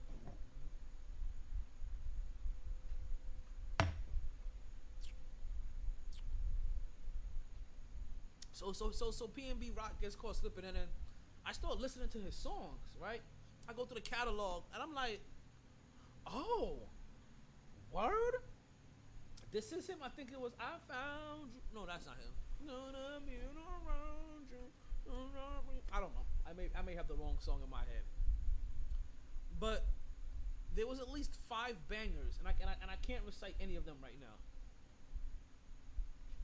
There were at least 5 bangers that he had, and I was like, oh, that's him? Oh, that's him? Oh, that's him? Oh, that's him? But can I tell you something, though? While this moment happened to me with PNB Rock, right, when he passed away, this also recently happened to me with Childish Gambino. And I'm glad it happened while he was living, right? Wait, I didn't realize the songs that he has made. And while I've always heard that he was good, and I know I have him as an artist that I don't dislike, I didn't realize how likable he was as an artist and how versatile. I was like, yo, this is him?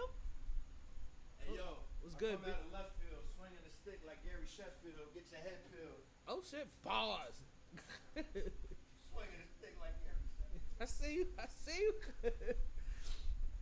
That's what happens on a random Wednesday at Shorky's, right? We get the folks pass by, and we get a hot 4 bars real quick. Is that how my garage open? I'm feeling in my pocket. I should have told him to get a raffle ticket. Come back here and buy a raffle ticket.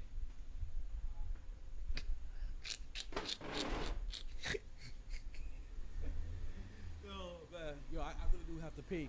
Yo, you know what though? I ain't gonna lie. I'm gonna say this right now. My co-host ain't shit, both of you, because I could really use you guys here right now. so that I can go drain this bald eagle, but I gotta go sit this, I gotta go monster this out. It's okay. Okay, I see how it is. Right, so rest in peace, PNB Rock, for real. Like he was one of the, you know what we call like musical genius. So you like art? Rap? Huh? What, like who? I said I'm doing a raffle ticket. Let's buy one. All right, bet. All right. So you want to buy one? It's just $1 per ticket. Well, So it's for I only got big bills, so which one? I gotta go break? let me see what I have. You ain't got $99 in there. Huh? No, I have no hundreds in there. You're 99? Alright. Nah. I got you. All right. Wait, explain to me. Okay, so what this is, let me make sure I get back on camera. So what this is for the Art of Lust 3. It's an art show going down at the Coral Springs Center of the Arts on October 21st. Right? It's an all-female event. So we're talking about all-female artists, female performers. They're gonna have vendors there. All the vendors are female. The directors are female. I'm loving it already. and if you win 2 tickets. So you're not winning 1 ticket. Right? So $1 for a chance, but you actually. I'm gonna buy more because I want more chances. Now about these women that we're talking about. I don't know these women. And I know the director's fine as fuck. Okay, so I'm gonna buy some The tickets. rest of the women listen, I'm trying to get with them. I'm trying to I'm trying to get the director on the show. Like she bad as hell. Alright, so then I might just meet like one of the ones that has like their homemade movies, and then we the rest of them. Listen, find somebody that's looking for a male model to body paint. You never know. Wait. Listen, if you fucking with an artsy chick, prepare to have your ass painted. Shit. No, I'm not doing that, B. No.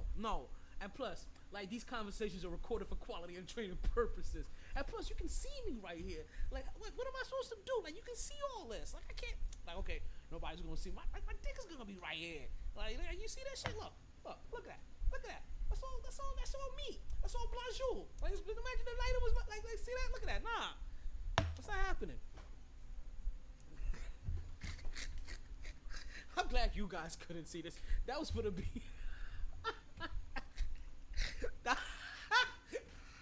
That was for the behind the scenes camera only. I'm glad you guys did not see that at all. Again, rest in peace, PNB Rock. How much time we have left before our next break? I just want to make sure I don't go too far over. We see people coming in on the Podbean calling line. What's going on, Austin, Von Hotmail? We see you. Welcome to the MyT Sports Podcast. Don't forget the phone lines are open if you guys would like to call in and talk some sports. Oh yeah, Mark. I hope you're ready because we're doing the picks today. We're doing the picks this week. Not this week. We're doing the picks today.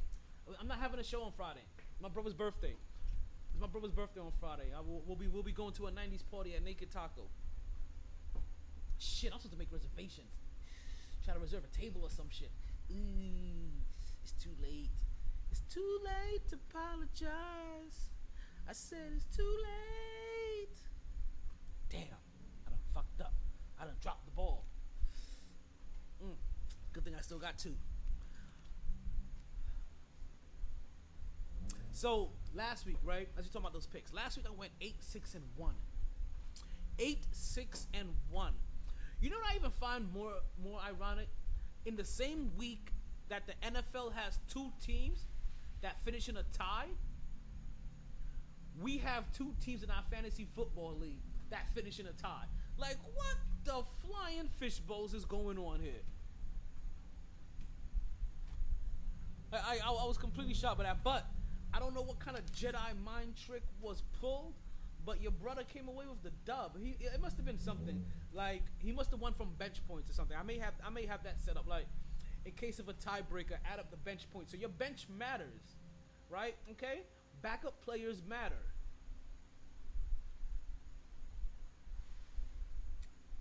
So if you got guys balling on your bench and you're thinking like, damn, look at this motherfucker. Yo, he balling on the bench. He ain't gonna do nothing for me over here. Like, what am I supposed to do with these 24 points off the bench? This is blubbers, yo. And then when I stored him, like, that's when he gives me nothing. You know how he benefits you on the bench? In case you tie. I'm not gonna go into this week's into this week of football yet, right? I wanted to stick I wanted to take a little bit off topic, right? Because football, I know football is the major sport taking over right now, right? Number one sport being talked about right now, but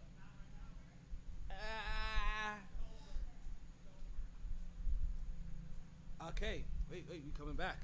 Big dog looking like LeVon Kirkland. Kickstand, I might murk him. 1, 2, 3. Let's get a little. Oh, fuck. That's what's up. So 4 tickets. All right, let's 4 get you, tickets. Get you squared away. Let's get a square. Yo, 4. You know what I'm saying? 1/4 of a square. That's the 4. Mm-hmm. Yo, 33 and a third. What's the science, God? The firm, baby. Yo, my man. So let's put your information on here, right? And I'll be announcing the winner on October 12th. You don't have to be here to win. So put what information you want me to contact you on. So whether it's a phone number, an email address, or whatever. And I need like government, man. What up, like? Listen, whatever you want me to, however you want me to contact you. So if you win, I just need a way to contact you.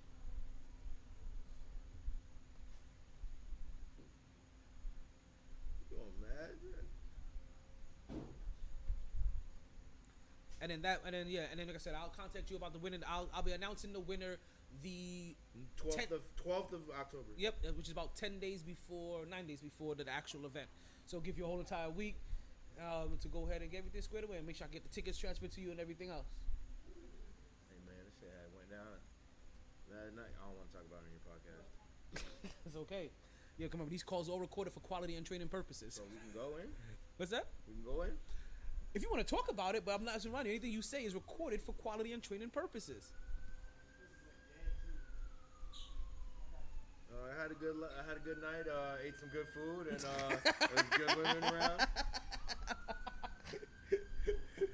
Listen, tell him to put his rap name. Oh, put your rap name on there. Fame money, switching lanes funny. Grab a baby. I don't smoke grape Dutchies. Oh Listen, shit. if I tell my dog take his brain from him, take his chain from him, grinding and I'm standing with my back to the wall, I got that pressure. You can smell it through the bag because it's raw. 60, what? I can show you 60 ways to make 60K cash. 60 plays fast on a 60-day fast. Only water. Holy water on my only daughter. This Chromie 40 gonna protect me like the Holy Father. I solely order barter office. This the boss's office. Chartered barges with the Ross, wash up with the shortest. This for sure shit. Call up Cali, ship a forest. The growers northern. A white bitch drove it in the Taurus. Packing the mail. Vacuum the seal while I'm traveling the pills. Acting the field. Acting for real, we get acting for real. Dry Haiti, try to size me with the tall T. My mind stayed 100 miles and run. We burn it all week. Times 8. Multiplying, now we all weak. The crime rate shouldn't double 5 times like 9-3. 15, that's gonna get me 45. 16, that get me 30 while I close my eyes. 8 hours, smoking sour while I'm floating by the brick clean. They got them on the 6 speed. We know that they know they high. They can't blink. They can't think they blink when they 2. They on the Not sink. for the camera? The Molly pink, the Nike's baby blue. I'm on the brink. I'm going crazy glue. Fuck the binks. I'm rocking minks when it's 82. Back better than ever. The shoes tan with the leather. Spark trees, hands and Berettas. I'm on Zans and I'm reckless. They asking questions. Now they got to send the detectives. The slams infested with Fetty and they copping caps for breakfast. Couple dogs on lock that had their plans invested. No hope for appeals. The second chances rejected. Used to play the corner with them grams in my sweater. You put your hands on my bread, I'm going Hannibal Lecter. I'm smoking blunts while the morning rise. Bullets a quarter size, thinking that it's more than live. I can't afford this time. Can't take no losses, bro. I need my future fortified. Legacy visions from the glisten in my daughter's eyes. And for my left hand, I'll put my fucking right hand on the King David's version of the Bible and go to court and lie. Whew. Bars. Straight bars. That's what we get here. That's what you get here when you come to No, Sharky's. that's not what you get here. This is a one-on-one. Listen, this is what I'm blessed to get here when I'm at Sharky's. Right? I get a random 16. I get a random 32. That's what's up. And I answer trivia questions and I smoke pre-rolls. Yes.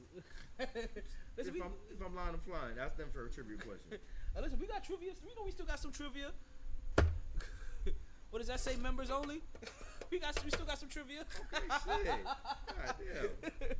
We still got some trivia. I will pull up some trivia for you. Let's grab a trivia question. Shit, trivia. I was taking trips to Bolivia. Real talk, dog. I ain't skimping you. I ain't had no middle name, but I was a middleman, swerving the middle lane. Go mad, I ain't get I ain't. We get it in. Man, So pick it up between 1 and 24. I'm gonna have to start randomizing these soon. Wait, this is not a trivia question. Oh, a number one between 1 and 24? Yeah. So I get your question. 23. All right. I got the number right? Wait, no, that's gonna be your question. Oh.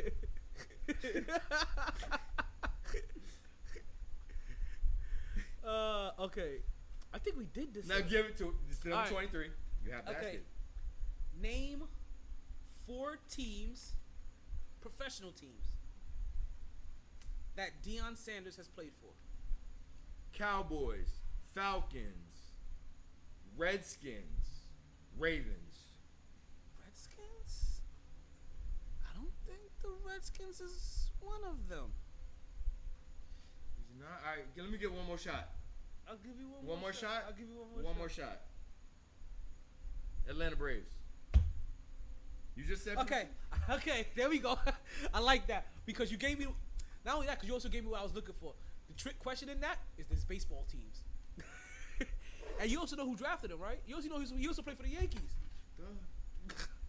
Here goes your reward. I got Where you. did you go to college? FSU, baby. He did. That's right. Yeah, that's right. He's a Southern boy. That's right. That's I'm right. not- That's right. Hey man, I'm gonna be back, bro. All right. Oh wait, so Wait, did you finish filling it out? I filled it. Where's the? Oh wait, I took it. Oh. I always feel like everything is mine and people are trying to take shit from me. Yeah, somebody got I happening. folded them all up. So you can't win if you take them. I know, dog. I just feel like mine is mine. All right, brother. I'll be back in a little while. Wait, come get these before you leave. Here, take your half before you leave. Got you. We got you. Yeah, you gotta show me how this shit works. There you go. That part. I'll put that in here. I believe you. Gotta get you, change it up. You left-handed. Yeah, I'm left-handed on Wednesday. Oh man, you B's, I appreciate you, B. Oh, let's put that in there too. Folks, the raffle is going off without a hitch, folks. People are participating, and we will have ourselves a winner. And also, let's let you guys know, this money that you are paying for the raffle, we're gonna give it right to them so they can use for the charity that they're sponsoring. So they will receive the majority of the money that has been used for the raffle. I use my words very specifically.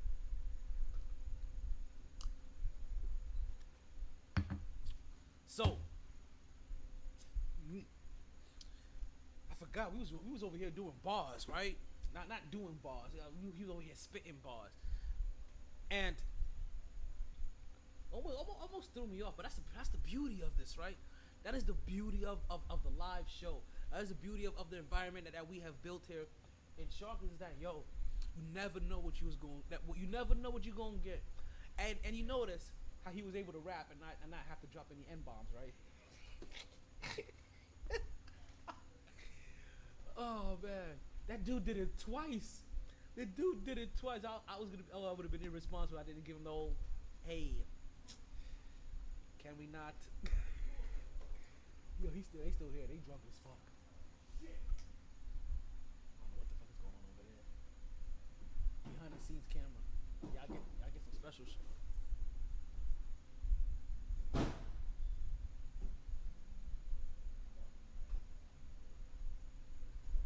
I don't know what the fuck is going on. Niggas is wildin', B.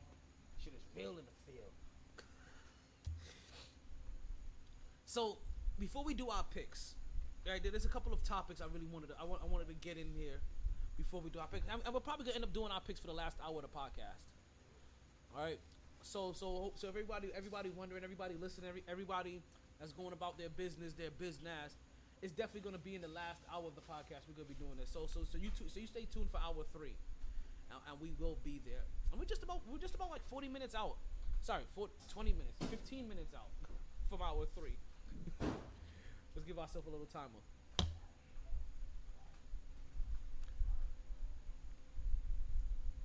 We just heard, since the last time we was on the air, we heard about a monumentum. We heard about a big ass deal. It was historic, right? And what we heard, and it's a sneaker deal at that. And what we've been hearing is, God damn, she almost flew in my mouth. Y'all seen that shit? Is it on me? Okay. Stephen Curry, he is signing He is currently in the process of inking a deal.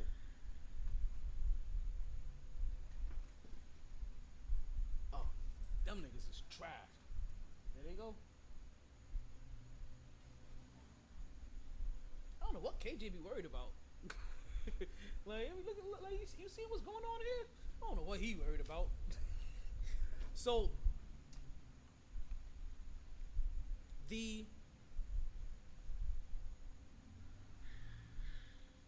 that's that. Like, if you guys hear those tires scratching, that was the peoples of the dude that was here earlier on the podcast.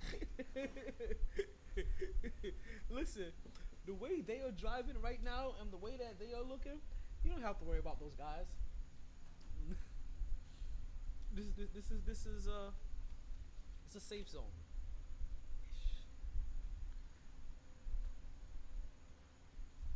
Stephen Curry is is in the process of signing a $1 billion with a B, a big B, a big old Bravo B, a $1 billion deal with Under Armour. And again, can I tell you guys, Under Armour is not an expensive stock to buy. Yeah, I know you're wondering, like, damn, did this dude just come out here and try to give us stock advice? Yes. Let's go pick up Under Armour stock and let's see how much it is. Because if I'm not mistaken, Under Armour stock is not that expensive anymore. Yeah, it's $8 a share right now. I never understood how Under Armour stock has managed to stay so low with Stephen Curry being one of their front runner athletes and him being such a prolific winner that he is. But Under Armour stock, go ahead and invest into it, man. Get yourself a couple of them. $800 get you, you know what I mean? $900 get you 100 of them. You be Gucci. Trust me, you be alright. But he's signing a deal with Under Armour. You know what? Since I got some of you guys here that can respond, right? I see you guys in the call-up line, right? I can see you guys. Did you guys know? Because I didn't know this. Did you guys know that the Lakers had signed Magic Johnson to a 25-year deal? Did you guys know this? I feel like I knew this, but it just kind of like came in one ear and out one ear. Like it just never fully registered to me. Because also, what Magic continues to do for the Lakers is worth more than what that $1 million every single year. It isn't comical like Bobby Bonilla, right? But Magic Johnson has a Bobby Bonilla. I don't know if it's expired yet. But he had a Bobby Bonilla deal. It had to have expired by now. He's been out the league already 25 years. He signed that sucker while he was still in. Shit, it's been 25 years since I've been out the league.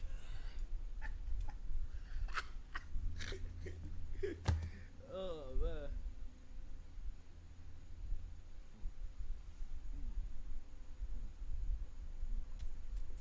Just taking a sip. I want you guys to think like, oh, I'm guzzling my shit. No, I'm just taking a sip. So my bladder's on fire right now. Don't forget to use ART22 when buying those tickets. All right, if anybody that goes out there and purchases their tickets, you go to thecentercs.com and use the promo code ART22.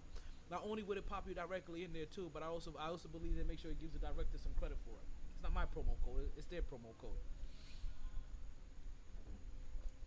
So Curry's about to get this deal, right? There's this $1 billion deal, and He deserves it. no, he definitely does. Definitely does. Not arguing against it. Not arguing against him getting that money. Well, okay. Now go say what you're gonna say after that. I'm just still surprised that Under Armour stock price is under $10 a share. Really? This is how we talk on the Mighty Sports Podcast. Whoa. Whoa. But okay. Whoa. So that means like I should put like 500 on it right now. So, 900. I'm gonna tell you this. There's no way it's $10 a share. Under $10 a share. But it was like this. How much is the Under Armour share? But it was like this when he first signed his deal. It hasn't really. $8.67. Yeah, it hasn't really gone up since he signed the deal with them. You know what the thing is about Under Armour though? He compromised to get Under Armour because he could have had that big endorsement from anything else. Because you know what I'm saying, he wanted to be on some other shit. I don't know what the reason was. Creative. He wanted full creative rights. Exactly. Meaning that if he wanted, and also he didn't want anybody trying to tell him what to do with his overlook image. him. If he wanted to talk about God one day, exactly. he didn't want Nike to be like, hey, you know what I mean? We're Jehovah's Witnesses over here. Yeah, at the end of the day, I love him for that and I respect him for that. But the stocks ain't gonna go up, ain't even gonna make a lot of money. He's gonna have self-righteousness and all of that. But who's buying Under Armour really? But see, also Under Armour is one of those things. Yeah, but it's cheap. Exactly, you find them everywhere. You can find them in the Walmarts, exactly. if I'm not mistaken. So they make sales. Like they're involved. Almost it's every not gonna shoot up, bro. Almost every pseudo athlete I know wears Under Armour. Right? Rock Rock got his own shit. Yeah. So, but it is under $8 a share. Yeah, I mean not it's under above $8. It. It's $8. It's under $9. Under $10 is just what I meant to say. But exactly. It is under $10 a share. So if you guys are investment people, like it's not at a bad price. As we all know, things always gonna go up eventually. Yo, invest in yourself. If you work a 9 to 5, wake up. If you have a mind that's not like a 9 to 5 person, you're an artist. It's still wake up and do something. Yeah, still gotta put that. Believe it or not, you still gotta put that 9 to 5 in. What did Eminem? Invest in yourself. Even Eminem, right? When he was coming up, he was like, "Yo, I treat this recording shit like a job. I'm in the studio from 9 to 5. I'm not gonna be one of these people. I'm gonna hop in the studio at 2 o'clock in the afternoon because I slept all my day away. I'm gonna tell you a crazy story. 9 to 5. I love Eminem, right? I found a CD on the floor one time. It said Outsiders or some shit like that. I started listening to it. I'm like, this shit hard. And then Eminem come in. I'm like, what the fuck? Bruh, this man Eminem was rocking with some other group. Like, bro, Eminem was really connected. Look it up. Outsiders. Oh no, yeah, he was out there for a while. We had somebody trying to call. Go back. We see you on the Podbean call-in line. Go ahead and call back up, and we'll get you on here. Who was that? Was that Androidia test? Alright, well, my time here is done because you know what's calling. Oh shit, you know what it is. We ain't on camera, right? We ain't on camera? You're not behind the camera. No, you're not on camera. Good? Nobody can see you. You won't see me? Listen, I'll even Hey. I'll even do you one better. Wait, You see what they see. Okay. They calling. Oh hey now. Wait, hold on, wait. Address. Hey, listen. I tell people I may be a New Yorker, but I love living in South Florida. I really do. From the know you would have don't sit on 4Gs. You gotta keep it 30. We ballin' like Curry. What's 9 minus 5? 4. Call up Help Me Howard when you're in Broward, because if you're on 6th Ave and you get your shit, try to get your shit back, For real. they gonna leave you with a shit bag. My name is Turnpike Mike. I'm rice-skinned. And you guys, you fellas, you be careful that when you come to South Florida, Nah. right? Because these broads will rob you. No, listen. These broads, these Miami broads will set you up and rob you. It's no yeah. different in Atlanta and LA. These broads and New York, these broads out Watch here out in LA, will though, will rob you in a bikini. LA, You like, oh my God, where was she? Atlanta, Where was she? they're Out not of the? bitches. What's that? Watch out in Atlanta because you might Atlanta, think it's a girl. It's not. Atlanta, they're not broads. Yeah, They're not. They're not. They're like 6'7". But down here they're broads. And next thing you know, they'll in a bikini, and next thing you know, you be at gunpoint like, yo, where did she hide the glicky? Right, the blicky, whatever the fuck you want to call it. She hit that motherfucker. Bro, at that point, you're already in another world. It's a wrap. She don't put something in your drink. Speaking. Don't go to the office. Don't go to Take One. Don't go to the Pink. And don't. Yeah, that's pretty much it. Go to Tootsie's. Wait, the Pink Panther or the Pink Pony?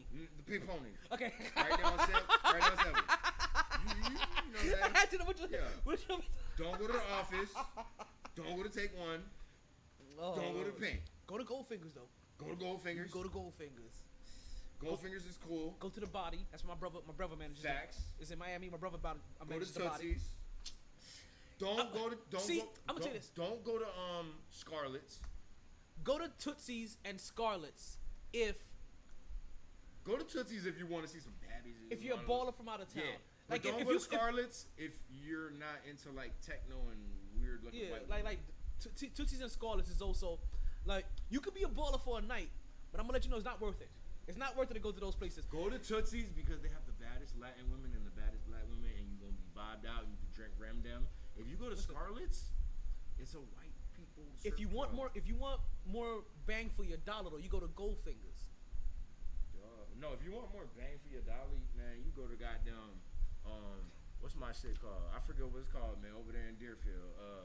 He's about to make The you body, is it the body shop? Well, the body I'm talking about is in Miami. Man, it's so man. Listen, okay. And I don't know any other clubs in Deerfield. I'm pretty sure it's called the body shop. But I know if you go to that shit right there, listen. wait, is it? Did I mention? Have I been talking about Booby Trap this whole time? Yeah, I have been. Yeah. Booby Trap is decent. Is it Booby Trap now? Yeah. That Booby Trap black is place is decent. black. I'm Cheetah just saying- and Kai City Pompano. You can hit Cheetah or you can hit Booby All Trap. I'm saying is that the women at Scarlett's and at Tootsie's. they're little uppity. They're a little But stuck up. there's a difference between the women in Tootsie's and the women in Scarlett's. The women in Scarlett's is 75% weird looking, tall, white women with no ass. But they're all stuck up though. They're I don't even care about stuff. I would rather have a stuck up, thick Latin. I don't want stuck up because I want to touch you, and those are the non-touchy people. Unless you give away too much You money. just said you have to be a baller to go there. Exactly. Once you put that bankroll out, you can do what the fuck you want. And guess what? Exactly. I'm not trying to pay my bankroll. That's just I want more money for my dollar. I want to pull out an eighth of that bankroll and get that same shit. This is what I do at Goldfinger. This is what I do at Goldfinger. Exactly. I go at Goldfinger. Hey, they'll be like, buy me a drink. Hey, they got these little small ass little Bel Air singulars. All right, you get one of those, man. 10 singles. Drop that shit on her, man. You go play with that kitty cat, you whatever you want. And this is why I used to miss Vegas. This is why I miss Vegas Yo, Cabaret. Vegas. No, but there was a lot of people getting beat the fuck up out there. Listen, they had some serious ass. listen. I used to know the bouncer. I have fucked up some people in Vegas. Bro, Swole got run over. Listen, that place got shot up a couple times. I don't know if you remember 525. That's not a. You ain't from out here. No, Yeah, 525 is not a strip club. I don't even want to get into it. Shit, shots was fired. let's not. Guys, protection only. If you're not from Florida, this is a stand your ground law state.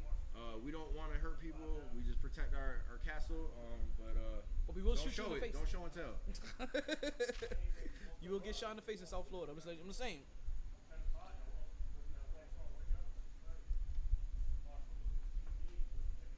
I think that is foreign language for somebody shared my show.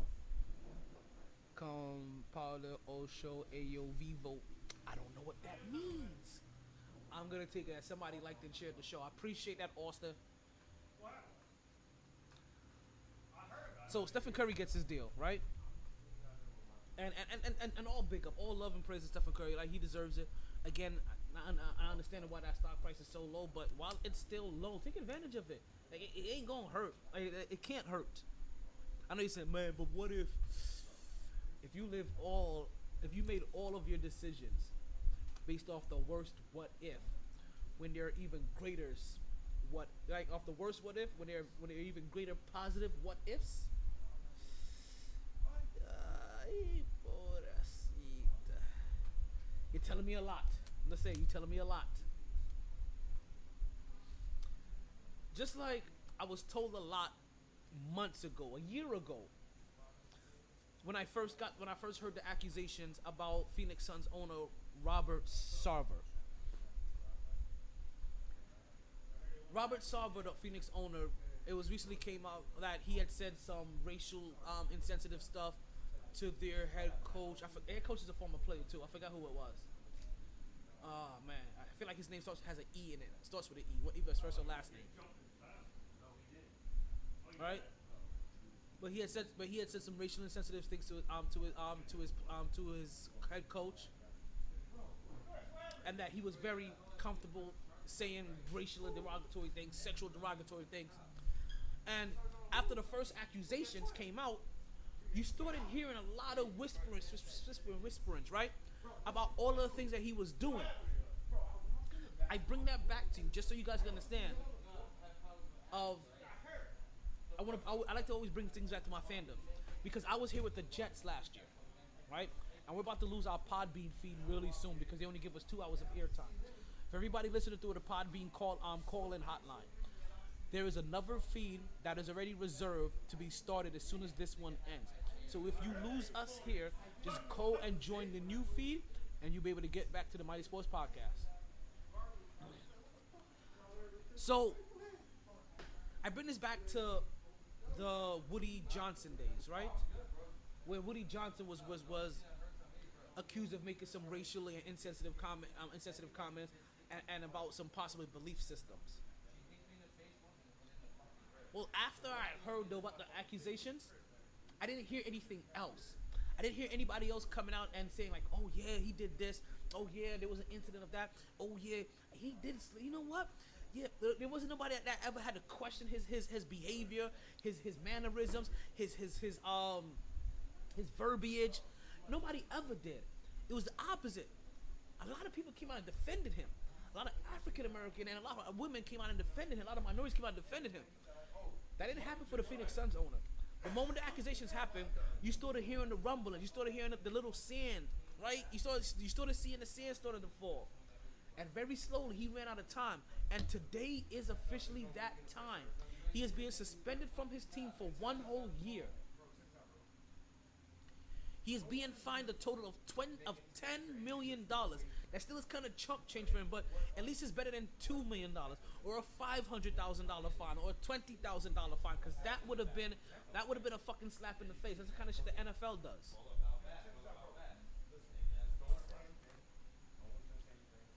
So he is hit with this $10 million fine, and I'm gonna tell you this: I'm not pleased. And it's not because of the punishment that was passed down to the owner. It's because, once again, an opportunity was missed. And we're going to tell you about this opportunity when we come back from our break. So, Podbean people, you're going to lose us soon. Right? But you know what opportunity you can't miss? You can't miss the opportunity to perform. And the best way for you to perform is with Blue Chew. What is Blue Chew? Blue Chew just happens to be a little blue pill that can help you get back your thrill. All you have to do is open up a pack and head straight to the sack. Just a few chews before you do. Blue Chew has the same active ingredients as Viagra and Cialis, so this is one opportunity that you just can't miss. For a very low cost, you can beat it up like a boss, and she will love how you come through like a champ when you Blue Chew in advance. And if you use this week's promo code of NOKJ, that's November, Oscar, Kilo, Juliet, you get your first order of Blue Chew for free. Yes, folks, for the free.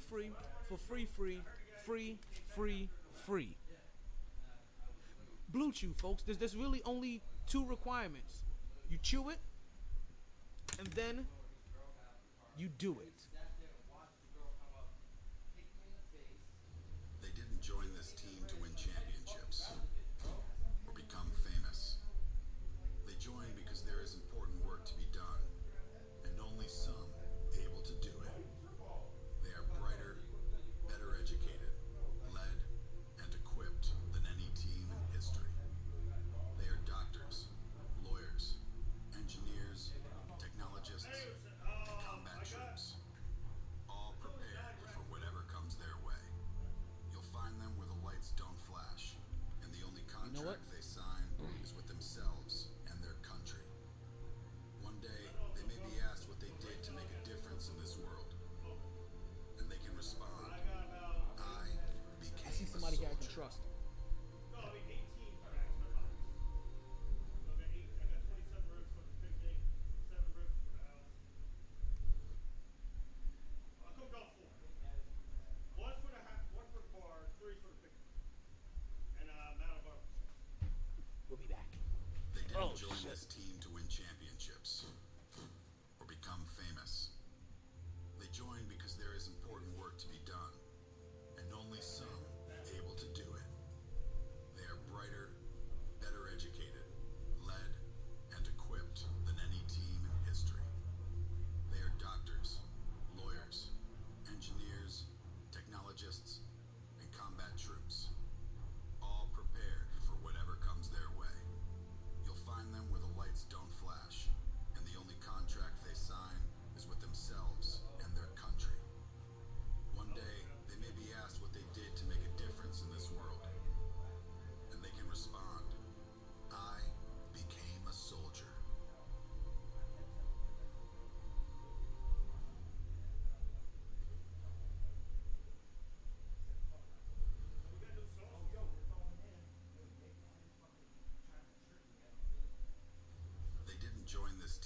win championships or become famous.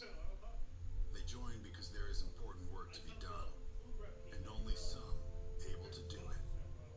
They are brighter, better educated, led, and equipped than any team in history. They are doctors, lawyers, engineers, technologists, and combat troops, all prepared for whatever comes their way. You'll find them where the lights don't flash, and the only contract they sign is with themselves and their country. One day, they may be asked what they did to make a difference in this world, and they can respond, I became a soldier.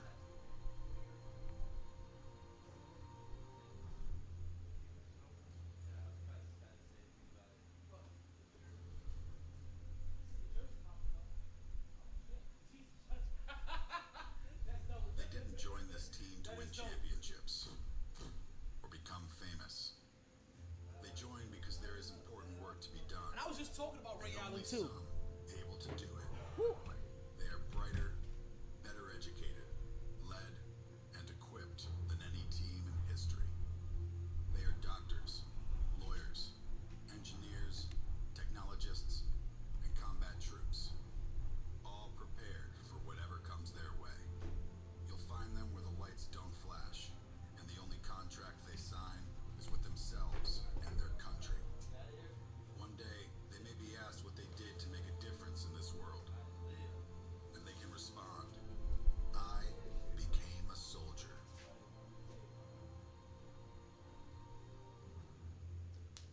Another one.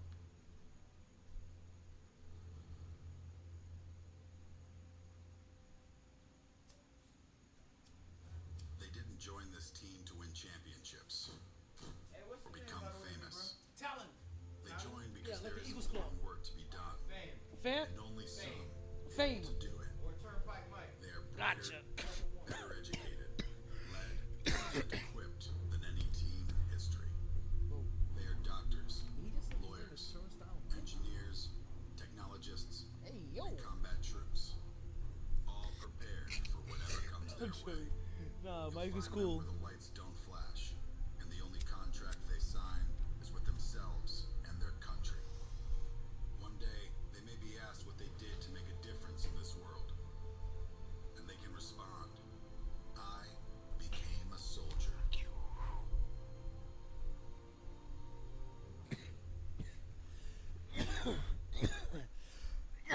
Okay.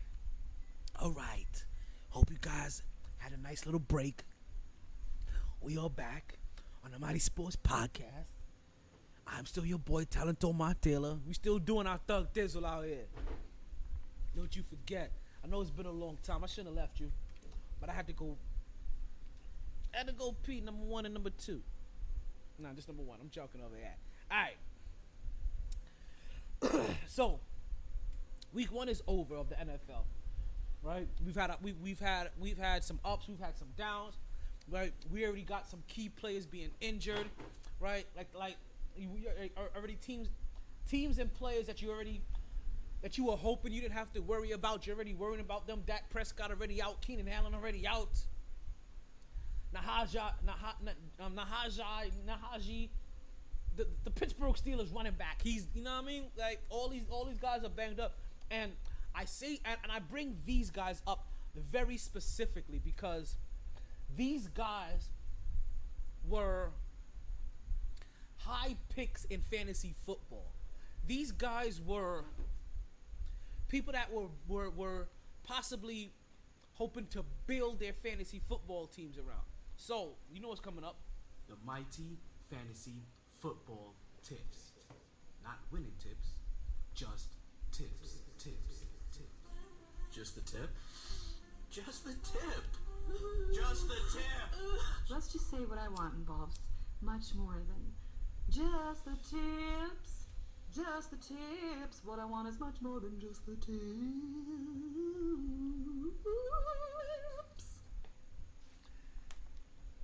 Get yourself a new quarterback. It's that simple. And if you only had one before, now you see why you need two sometimes. I know based off some people's draft patterns, you may have only drafted one quarterback, but now you see why you need that second one, right? This is why when it comes to your running backs, you need studs, full-blown out studs, and not just studs. You need a lot of them. This is why I tell you guys, draft like 6 running backs, 7 running backs. It ain't gonna hurt. Wide receivers, 5, 6 of them. It ain't gonna hurt. Now, while Keenan, I hope he wasn't betting on Keenan Allen. I hope he didn't reach high for Keenan Allen, because Keenan Allen has been one of those guys over the last couple of years. He's been either break or bust, and that's saying the same thing twice. You know what I mean? Boom or bust. And now you getting the bust part of it, because listen, when he's not good, it's usually because he's injured. And now what's gonna end up happening next year? Keenan Allen, you better look at him side eye.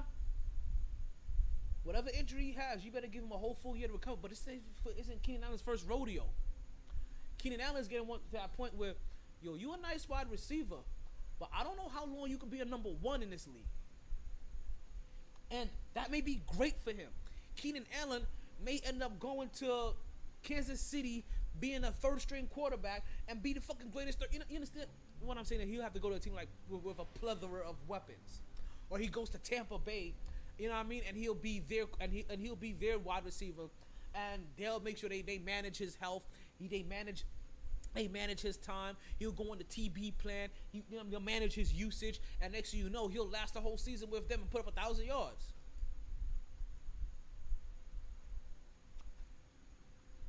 So, watch out for them. Who? All of them. All these injury-prone guys, because being scorned by Keenan Allen isn't just a one-time thing. Like I said, it isn't just the first time this has happened. Like, he gave us a couple of good years. That's the reason why it was able to happen this year, because he was actually, and I guarantee a lot of you picked Keenan Allen high.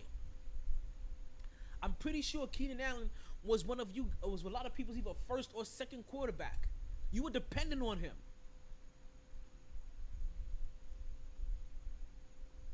But Keenan Allen's injury history should have made him drop. And granted, we see this all the time in fantasy football. It's the reason why a guy like Delvin Cook will fall sometimes to the 3rd or 4th round in a fantasy league, when he has 1st-round talent as a running back. But those injuries, boy, oh boy. See, believe it or not, what you're doing there, you're using the same philosophy that regular GMs, right, that actual sports people use when they're drafting their real players. Believe that or not. Guy has tons of talent, enough talent to go 1st round, tough talent to go top 3. But those injuries, man, you just don't know. I don't know if they want to take that risk. Next thing you know, that guy goes 22nd. His name is Kawhi Leonard. 29th, right? Or he goes early and his name is Brandon Roy, and you're screwed. Or he goes early and his name is whoever the fuck got drafted before Kevin Durant, and you're screwed, because nobody remembers that dude. Injury prone, had them already. This is a few times they took that risk on him. You know, we could get him here in our professional system, and get around our trainers and our guys. Then we can make something out of this young man. Everybody thinks they can fix somebody until they're broken again.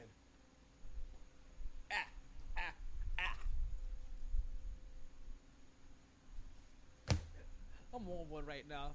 Y'all got me in the bag. I don't know if I'm in my bag, but I'm definitely in a bag. Bag lady, you gon' hurt your back, carrying all them bags like that. So let me get that off for you real quick, shorty. Know what I mean? Run them pockets. All right, let's go ahead and get in what you guys have been waiting all night for, right? Because I told you guys early this was gonna happen, so you guys have been waiting for it all day. Let's go ahead and get these picks in. Mark, you're here, so you know what? You will be responsible for getting these picks in too today. And you know what? and I even went super gusto. I got them all on an Excel spreadsheet now. Ain't no more writing them on paper. I got every single game for every single week right here in a spreadsheet. So your boy's been busy, man. Y'all be thinking I be taking off in the off season. Nah, be working. I be grinding. I'm really in these streets.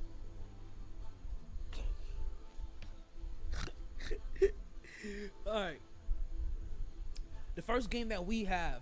All right, wait, whoa, pause. Let me get the names for everybody. But we had a good show today, yo. We had some randos. I'm not gonna do the reminiscing yet. We're gonna have plenty of time to reminisce. All right. Let's go ahead and get into it, right? So we have the first game of the evening, right? Or the first game of the week. And that's going to be tomorrow. We have Thursday night football, right? And in this Thursday night football game, we have the Los Angeles Chargers taking on the Kansas City Chiefs. You know what the next question is? Who you with? Who you with? Pick a side. Red side, blue side. You repping Crips or you repping Bloods? You let me know. Now, Grant, we're just talking about two football teams here for the podcast, okay? We don't need any gangster activities going on over here. Now, I see Mark with his pick. He got KC, and I ain't gonna lie. If you guys were in-house, I have an idea for the Thursday, Sunday, and Monday games. But you guys are never here. Like, I can't do this with my own personality or my other personalities. Like this one doesn't work with the other personality. Like some other segments do, not this one. It's like that. You know what? I'm gonna go Los Angeles Chargers. I'm gonna go Los Angeles Chargers only because, one, you ain't Kansas City. That's one. Like that's part of the reason. One, right? And things are fun. Things are more fun, right? Like when the family feuds in football picks. It's the only time it's okay when the family feuds is in football picks.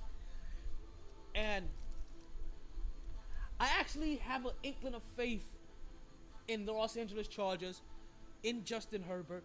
But you know what? Doesn't Keenan Allen play for the Los Angeles Chargers? Didn't I just say that he ain't there? But you know what? Maybe this does the same thing for the Chargers that it did for Kansas City. That, hey, you know what? We got no more cheetah. So now we're going to end up passing this ball to 10 different receivers. Maybe that happens with the Chargers. Now this is going to be tough. I see what you're saying there. Let me get there, because I don't need you influencing this. Right? This is tough. Because they're in Kansas City. It's a Thursday night game. And the Chargers beat Kansas City last time. So, I think I'm going to stick with the Chargers. And because what I want to see if they have their number in a weird way. You know what I mean? I want to see if Justin Herbert, when he plays Patrick Mahomes, if it's just a game that he's like, yo, I'm coming for you. I'm coming to take this. You may have that chip from 4 years ago, old man. But I'm coming for your crown now.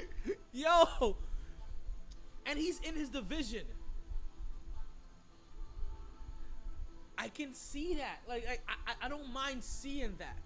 It would make, because you understand, that means like even when the Kansas City Chiefs are playing like 12-5, and then they have to play the Chargers again, and the Chargers are 7-10.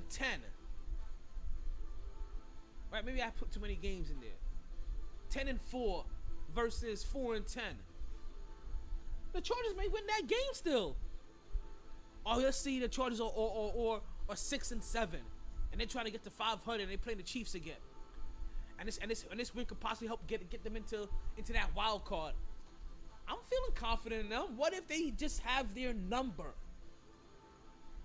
And it's okay if they're one of the teams that have their number because it makes that division interesting. It makes this young developing story of Justin Herbert interesting when it comes to, and then directly tied into Patrick Mahomes, the golden child that everybody just automatically hopped on the.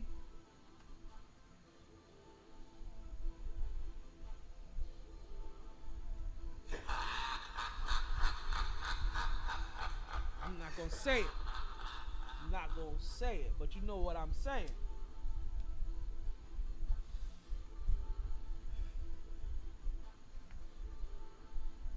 So I'm gonna stick with the Chargers here. I think I'm wholeheartedly gonna stick with the Chargers here. Hey, you gonna be at Naked Taco Friday? And after Friday, we finally have those Sunday games. The first game on the docket, New York Jets versus the Cleveland Browns.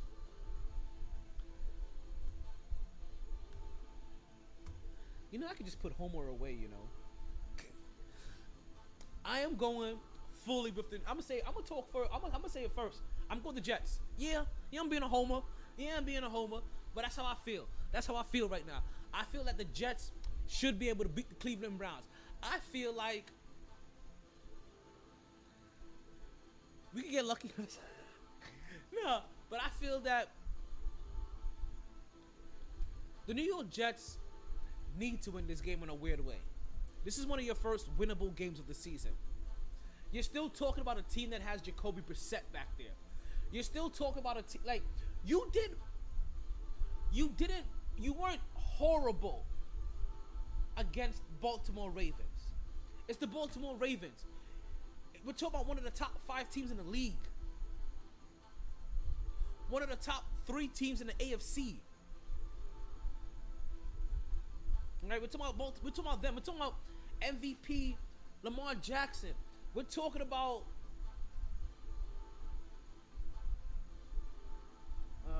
that's right, Joe Flacco. Fuck. That's right, Joe Flacco hasn't won a football game in fucking 5 years.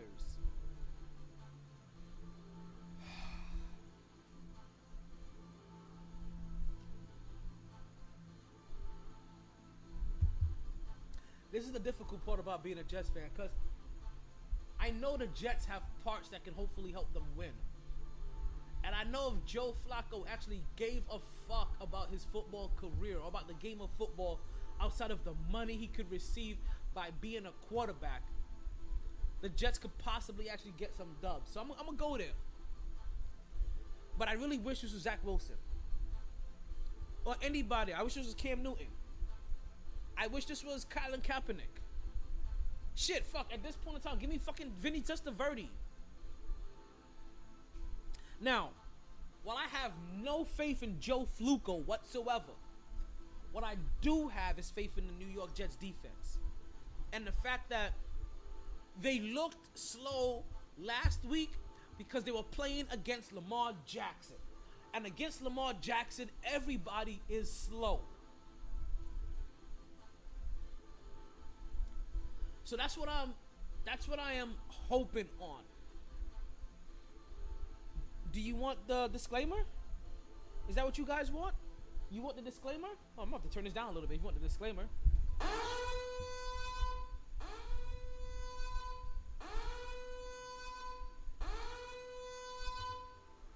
Danger zone, danger zone, danger zone.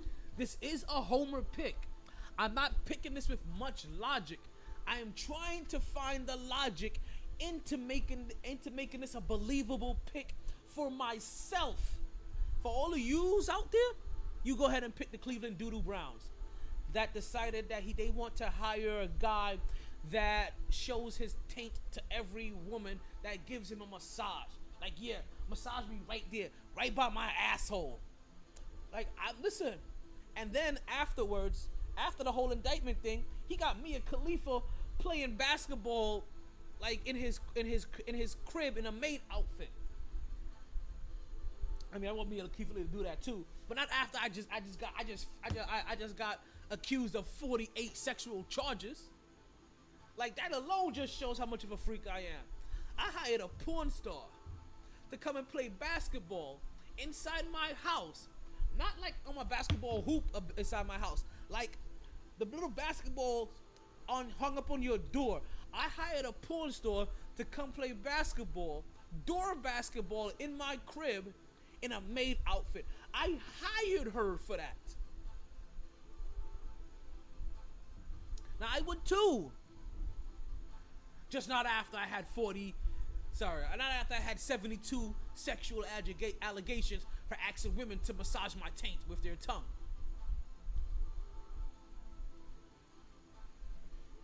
Now, taint half of that the truth. I'm exaggerating a little bit. But you guys know what I'm saying over here. So that's their guy. So I wish nothing but disaster on that organization. Like, so Cleveland. Cleveland! This is for you! Seriously. The Cleveland Browns, the Cleveland Cavaliers, the Cleveland, what are they now? Commanders. All of them. You all get the big old heave-ho. I can't stand none of yous anymore. I'm sorry, Chill Will. Like Chill Will's our senior Cleveland correspondent. Chill was on. What's that? I said, thank God he finally left. Oh, I saw he hopped on. Yeah, I invited him over. It was interesting. Jesus. I had to check him. The last shot they had was, he didn't even know, he was so drunk that it was fake. Oh shit. Yeah. Oh no, yeah, because after they left, like he walked up and down here for a while. I didn't realize he was still here. Boy. Hey, fun times, right? Yeah, we're still here. Very cool. Yeah, so I'm gonna go against the Cleveland Browns, and also Robert Salah came out talking mad shit. He really did. He did. You know, we know this. And your team's gonna have to respond. Or you're gonna have to get your team to respond. You're a defensive coach. Get your defense to respond. You go after Jacoby Brissett, and you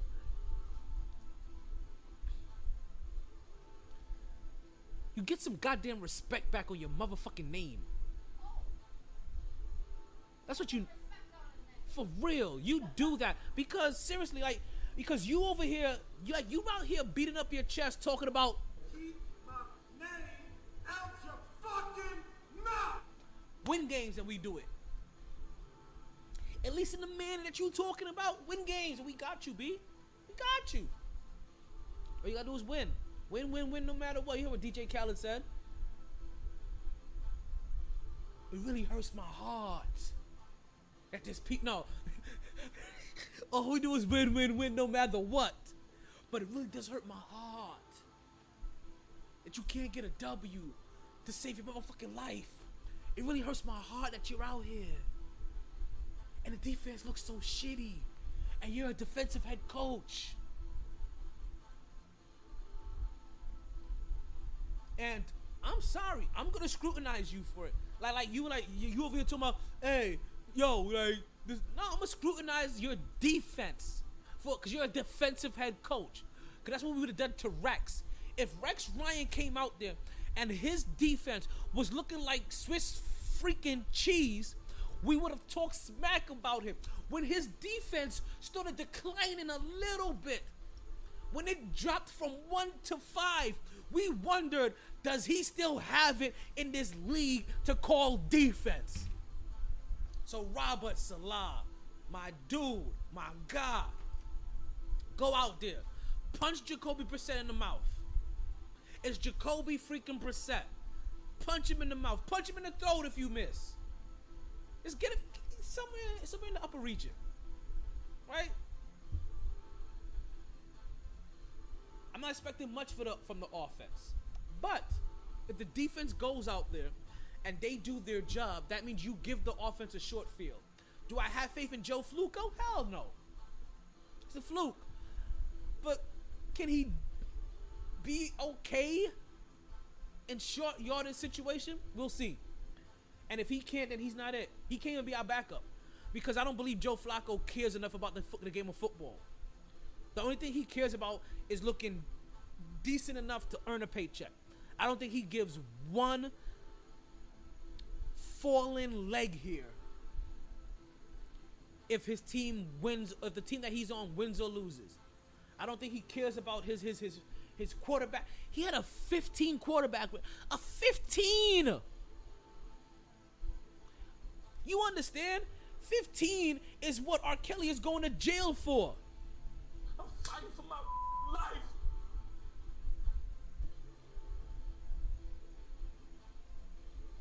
R. Kelly's being indicted. He's getting more jail time.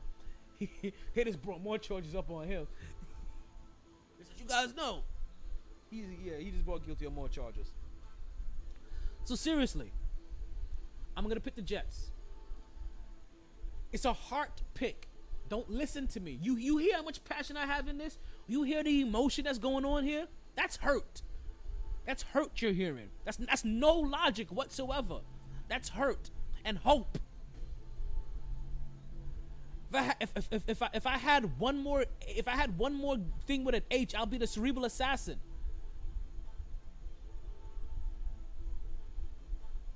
I'm definitely not being honest with you guys. Like, honestly, go with Cleveland. They may be the better choice. Who do we have next up on the docket? Who'd you get, Mark? Oh, I'm going Cleveland. I see you. Alrighty. Next up, we got the Water Closet, or Washington Commanders, as they're called, Dub C, versus the Detroit Lions. This is a game again. Last week, I wasn't happy with picking the Water Closet team, but they were playing Jacksonville. This week, I'm not happy picking the Water Closet team, but they're playing Detroit. Detroit, I am gonna be completely happy with if every single game their running back gets 120 yards, a touchdown, and they lose the game, because that's what they look like. But man, does that kid Swift look good? That kid Swift looks good. And if they can catch a lackluster team sleeping, listen, Detroit can get 3 wins this year. Would you put them tied with the Jets? I'm sorry, I can't get over how bad the Jets looked in week 1 against a team that you had all off. You had months to prepare for. I don't care that it's Baltimore. I don't care. Show me something. Show me some grit. Show me some fight. Show me some moxie. Giants over here waving their gonads in people's faces. Yeah, you over here acting like a fly, like just running from every little twitch that somebody makes. Like, we gotta stop this. We got Mark over here going, what is that smell? That smells amazing. I am hungry. Damn, my hunger just kicked back in. Mark went Detroit. I'm going Watch. This is going great so far. You went Kansas City, I went Chargers. You went Cleveland, I went Jets. You went Detroit, I went Washington. This is going to be great. I'm saying, we have to start making some friendly wagers on these weeks. I'm telling you, that's what I want to start doing amongst the show. I want to start doing like a friendly wager. Somewhere between $1 to $5. When I say friendly, I mean friendly.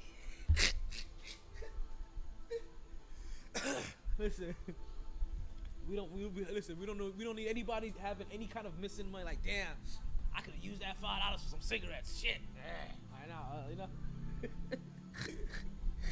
All right. Next up, we have the Tampa Bay Buccaneers versus the New Orleans Saints. Let's see. I think we're getting some more picks coming in from somewhere. And if you're calling in from Podbean, don't you guys forget the Podbean is the call-in line. 1 to 2 beers per every week. Okay, that works too. That works too. We gotta buy them up. Who knows when we get a chance to cash it in? You know, because it could be an aisle like, hey, you owe me 4 beers. Hey, I'm owed 3 beers. And you can do that. At the end of the year, it could also zero out. But no, I want that beer that week though. We gonna have to start catching up on the weekends to watch some football or some shit. I'm going Saints too. you guys know that I have.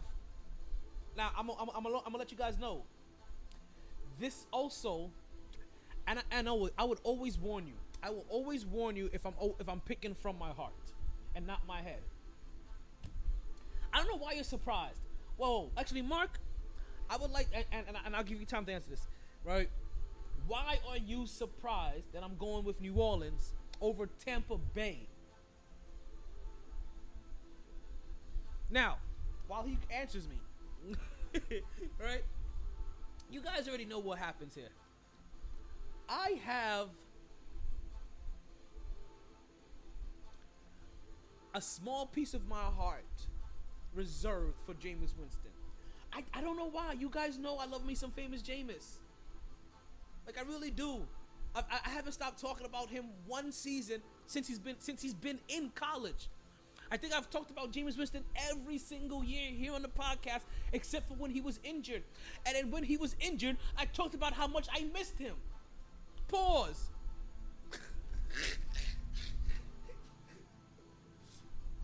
So I love me some Jameis Winston. I don't. It's just something about him I enjoy. I really do. And we saw that performance last week, right? Jameis Winston had one of the most horrific first halves. Looked like his team was dead in the waters. And it was like they had no shot. We're talking about Vince McMahon music. No chance. You got no chance in hell. Yo. All right, Pippin was. How you been? That's what's up. Hey. All day. That's what we do. So, they had no chance in that first half. And then Jameis Winston put on one of the most... We're going to play him this weekend, mate. He had one of the most heroic... He went from horrific to heroic performances in the second half. We're talking about he put up a full game worth of stats in the second half. We're talking about something like 200-something yards, 3 touchdowns. You understand? Listen to this. And we know that they're two different quarterbacks, but it will make sense when I say this. He put up more yards in the second half of that game that Geno Smith did in that whole entire game. That's Jameis Winston. People wonder why I loved him because he's that dude. I know he threw 30 interceptions the other year, but he also threw 40 touchdowns and had 5,000 yards.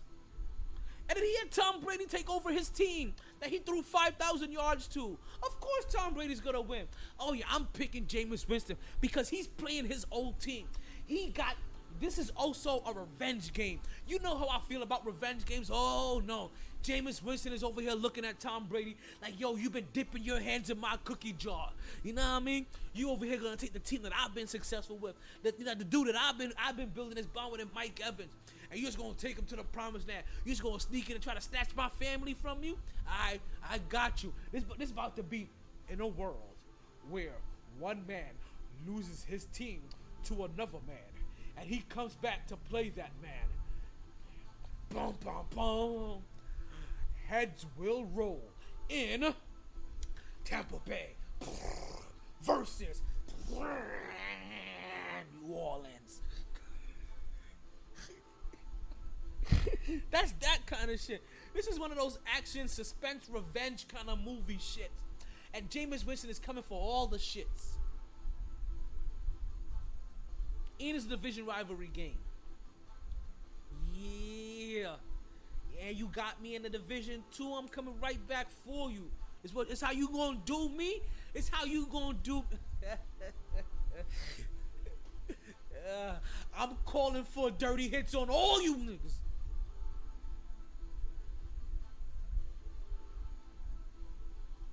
I'm going New Orleans.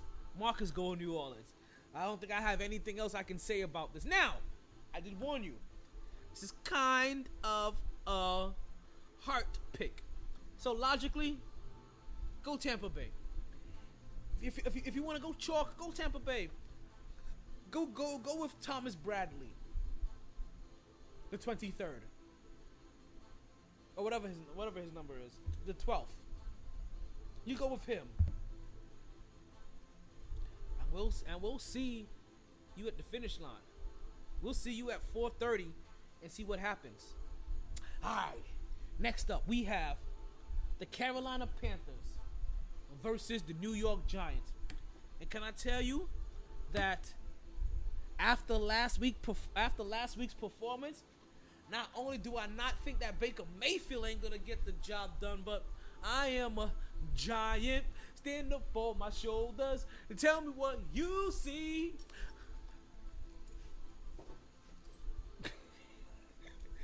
Right? I'm gonna go New York Giants. Why did I type Carolina? I must have just said that.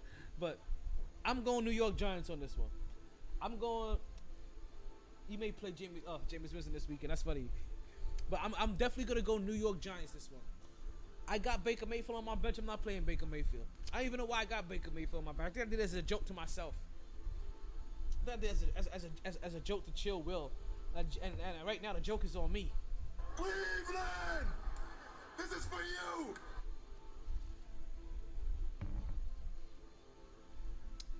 Giants are at home. He's going Giants. I already know that. By the way you asked that question, who's at home? That means you're going with the home team. Giants are at home. I mean, that's big blue, though. Are you sure you want to go against your division rival? You want to pick them to win games? Because every game that they win is a little bit more separation they put between them and them boys. And he's picking G-Men. Hot sizzle. That's a hot one. Oh, baby! Oh, baby! Oh, baby! Oh, baby! Alright, we'll take it. I'm fighting for my life.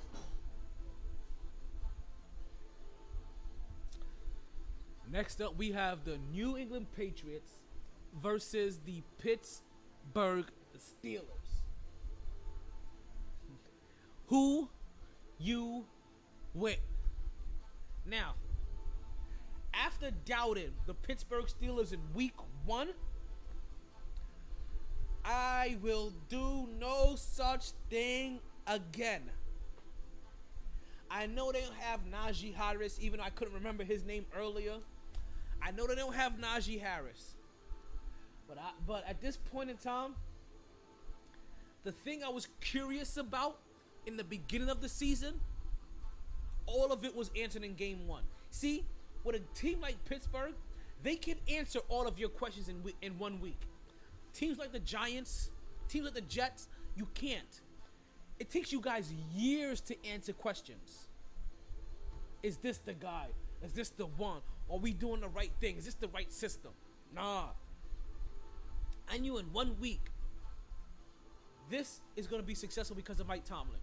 Mike Tomlin has these guys ready to play. These guys are ready to play for Mike Tomlin. Mike Tomlin buying everybody on black Air Force Ones. Right? Low top joints. I'm out. Right?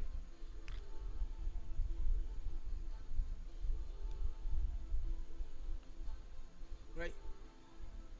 And he's motivating his team. He has his team listening. And it's just one of those things like, you know, like you said before, they're just one of those organizations. So even when you figure they're looking for their quarterback, and they just lost one of their best wide receivers. You look at there's after 1 week, you're like, you know what? Kuda Matata. We ain't worried about this shit. We ain't worried about the Pittsburgh Steelers.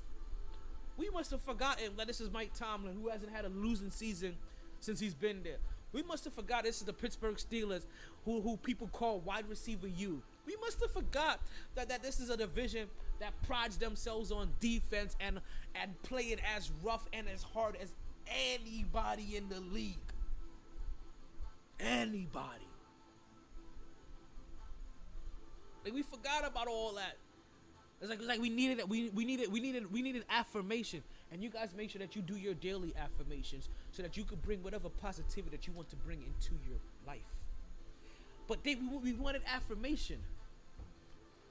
And it took 1 week against the Cincinnati Bengals team that just went to the Super Bowl. That is a division rival game. They came there. They didn't punch them in the mouth. No. They did way worse than that. They held them down. They got full mount.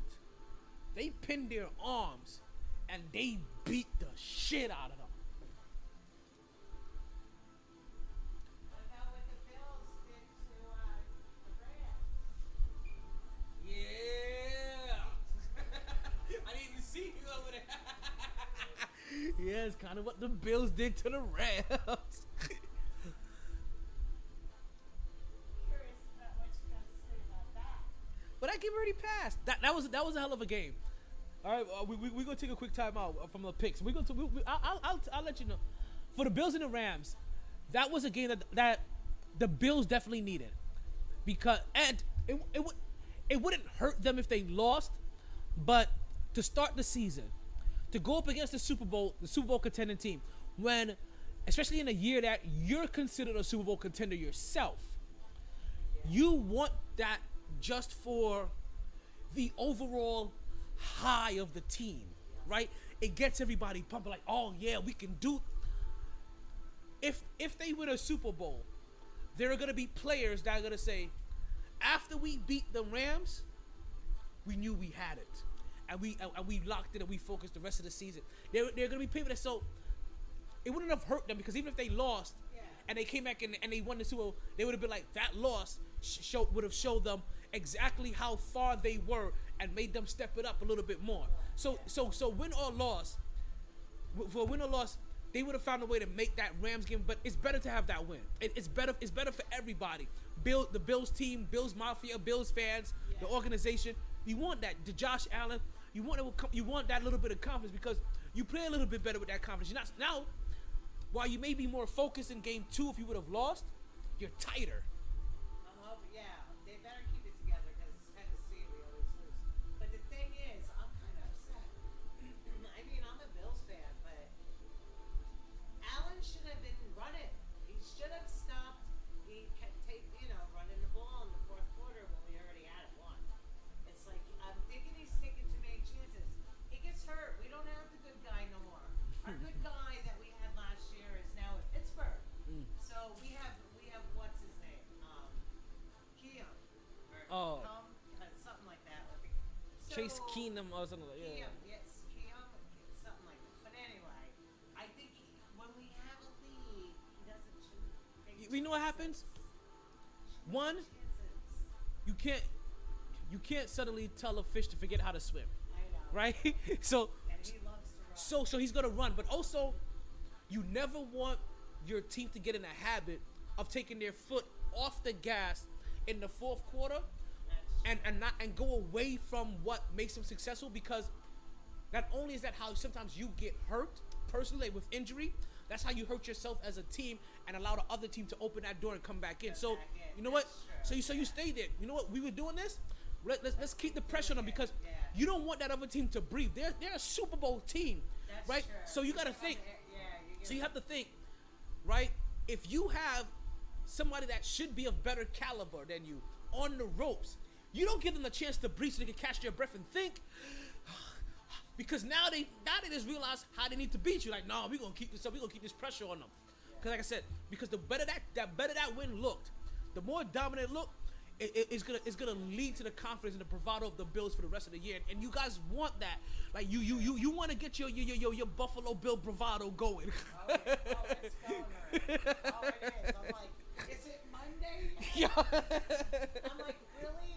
Thursday, and we have to wait Till all Monday. the way till Monday now? But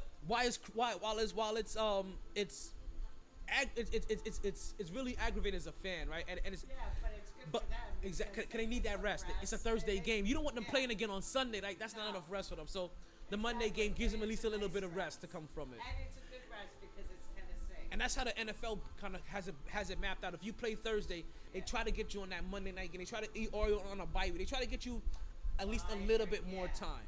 And I agree because last year they were doing that a lot. Like it seems. And Tennessee's gonna be motivated. Tennessee just came off a bad loss. Yeah. They did. Giants. They did. Yeah. Uh, I can't believe the Giants. I'm like, you're going for two? Just go for the tie in overtime. That's what everybody thought. But you know what? And it was like good. There's- You know what though? You know why they did it? Because guess whose coach they have? Our offensive. The bull. They have The six, bull. They have 6 of our players. Listen, you have to go. There's a few things. Like, cause it's coach philosophy. You have to go for that in that situation. You're playing a better team technically, Yeah. right? you And did shitty last year. and you're in their home, so you go for the win. You risky no bisky.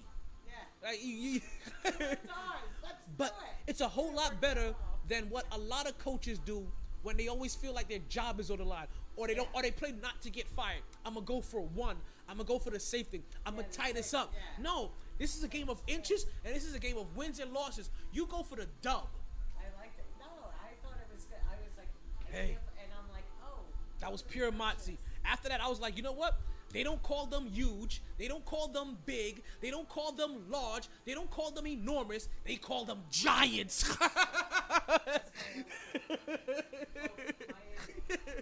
Miami did good too. Miami came and punched that team in the mouth too. They did that early. Yes. That was a nice early win. But see, I look at Miami like I look at the Jets. I look at the Miami like I look at the Giants. You're gonna have to prove this to me more than 1 week. The Pittsburgh Steelers, I've seen all I needed to see in 1 week. I'm confident they can do this consistently because they've been consistent in the past. I don't know if what Miami did is consistent. I don't know if what the Giants just did right now is consistent. I'm picking the Giants to win this week. But I don't know. They're playing the Carolina Panthers.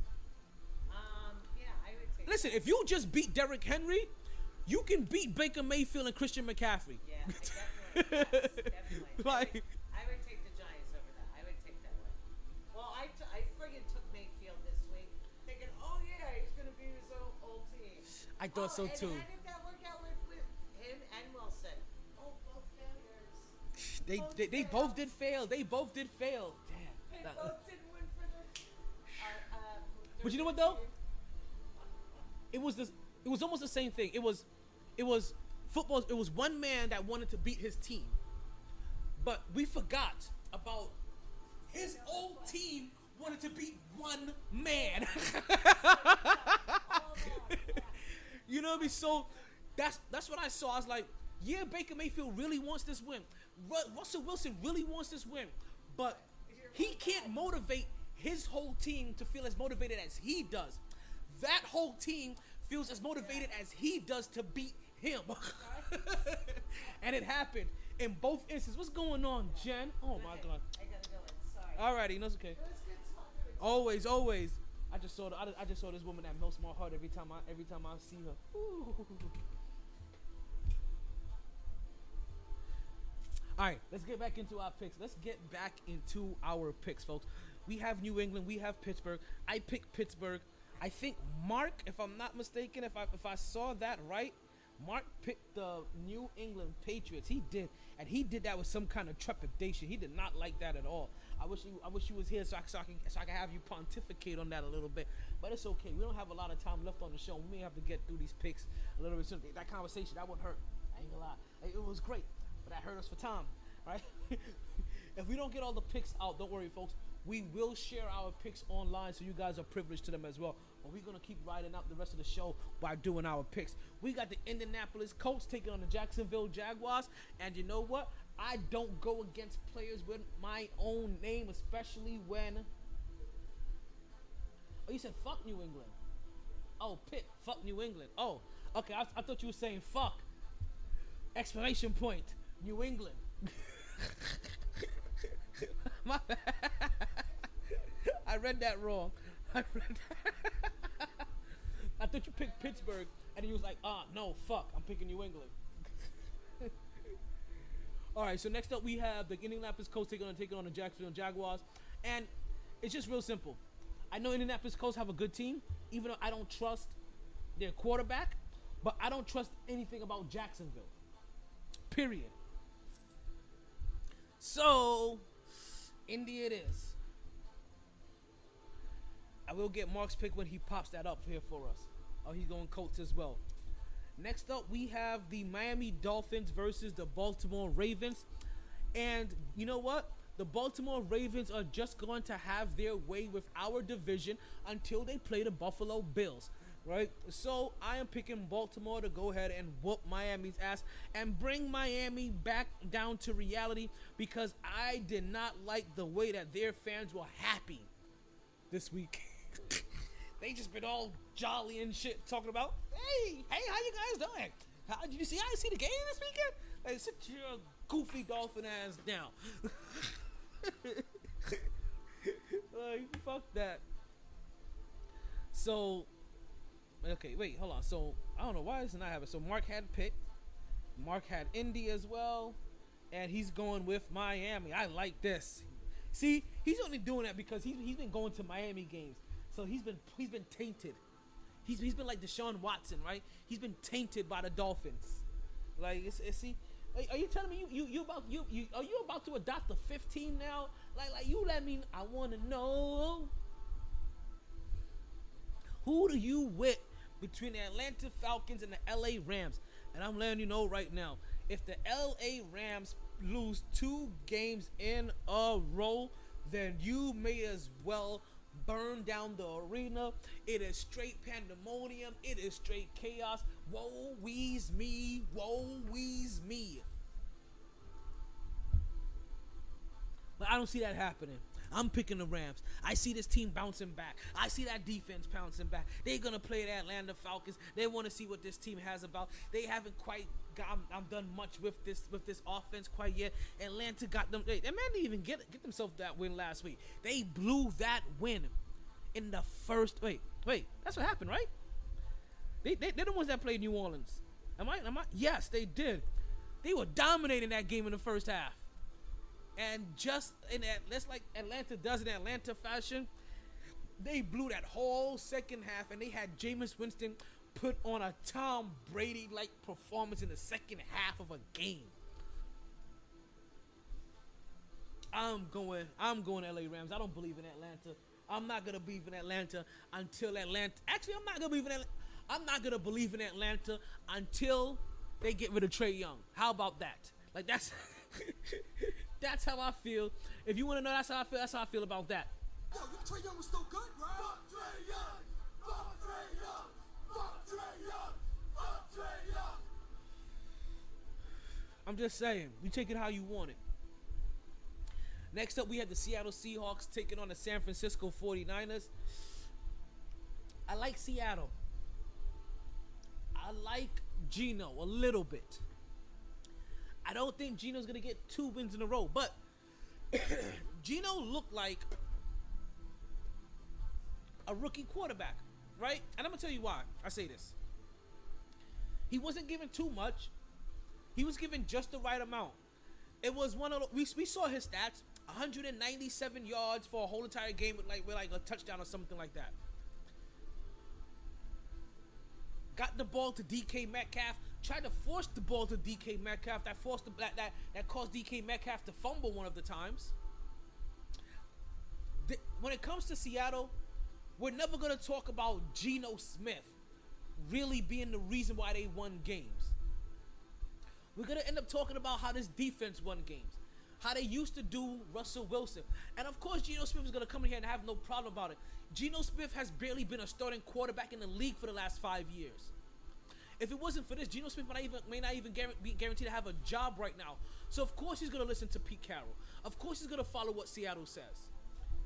Because the same formula they are feeding Geno Smith is the same formula they gave Russell Wilson in the beginning of his career to help him win a Super Bowl before Russell Wilson thought he was Mr. Unlimited and started wanting more command of the offense. What did I tell you guys? Not everybody, even these elite quarterbacks, even these great passers of the ball, even these great thinkers of the game, they really shouldn't have full command of their offense. They should have the ability to audible out. But full command, no. Some of them need to be coached. Some of them need to be reined in. Stop me if you heard this before. Some players need to be protected from themselves. I love Russ. But Russ may have gotten to the point where he may not have wanted to listen to his head coach as often as his head coach would have liked him to listen. Even though we know that Pete Carroll gives his players a lot of leeway.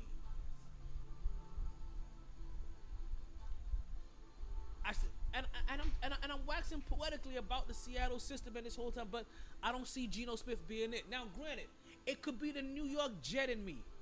I remember him getting his jaw rocked for owing his player money and not wanting to pay him. Right? It could be me remembering him being butt fumble 2.0. Right? It could be all that, right? Or it could be none of it. It could be just I don't believe in Geno Smith as a quarterback until Geno Smith shows me on a consistent basis that, you know what? You aight. Not that he's good. But you aight. In this system. I'm going San Fran. We got, what we have left? We got about like 4 minutes left in the podcast. I'm telling you, we ain't gonna get all these picks in, but we definitely will post our picks on online for you guys to see, so you guys will be able to get that. Should we skip right into the Monday night? Nah, you know what? I'm not gonna skip the Monday night games. If you want the Monday night games, you definitely gonna have to go to the website. You ain't gonna get those in time. We have Cincinnati versus Dallas. We have Cincinnati versus Dallas.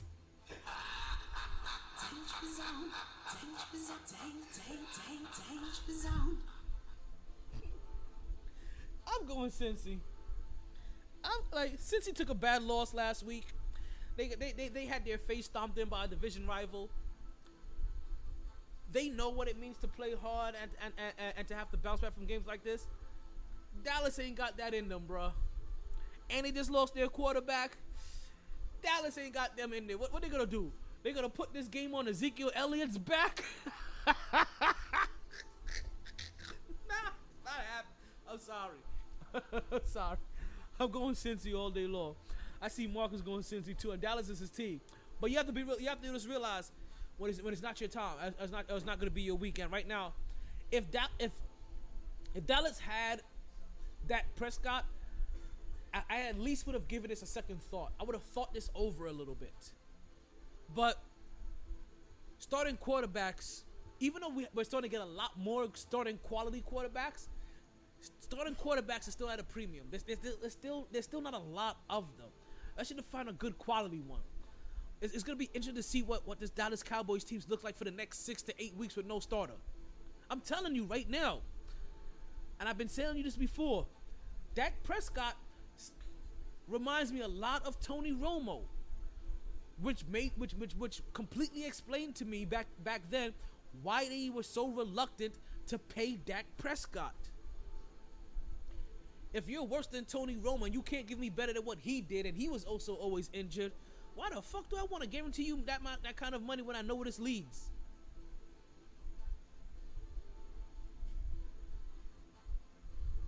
Who's playing the Bears?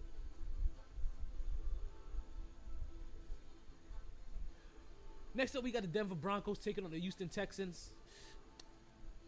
I don't even have to pontificate about this one. I don't have to go deep into this one. Denver's not going to take that loss lightly. That whole entire team, whether their coach gets in their way or not, I guarantee you if it comes up to a situation where they're going to be attempting a 64-yard field goal again, Russell Wilson is going to refuse to get off the field. And if he doesn't, then you're not that dude either. You're not Mr. Unlimited. You're very limited. Because you know what unlimited people do? They kind of raise a stink when the game is on their line, and the coach takes the ball out of their hand. Or maybe you second guess yourself now because the last time the coach trusted you in a situation like that, you threw an interception. But you are one of the most winningest quarterbacks in a comeback scenario. So if you just dumped all this money for Russell Wilson, you gave him all this guaranteed money, why ain't you giving him the ball when it matters? You understand? That's any sport. That's the reason why it's hard not to play players when they're getting paid a certain amount of money, even when they wet the bed.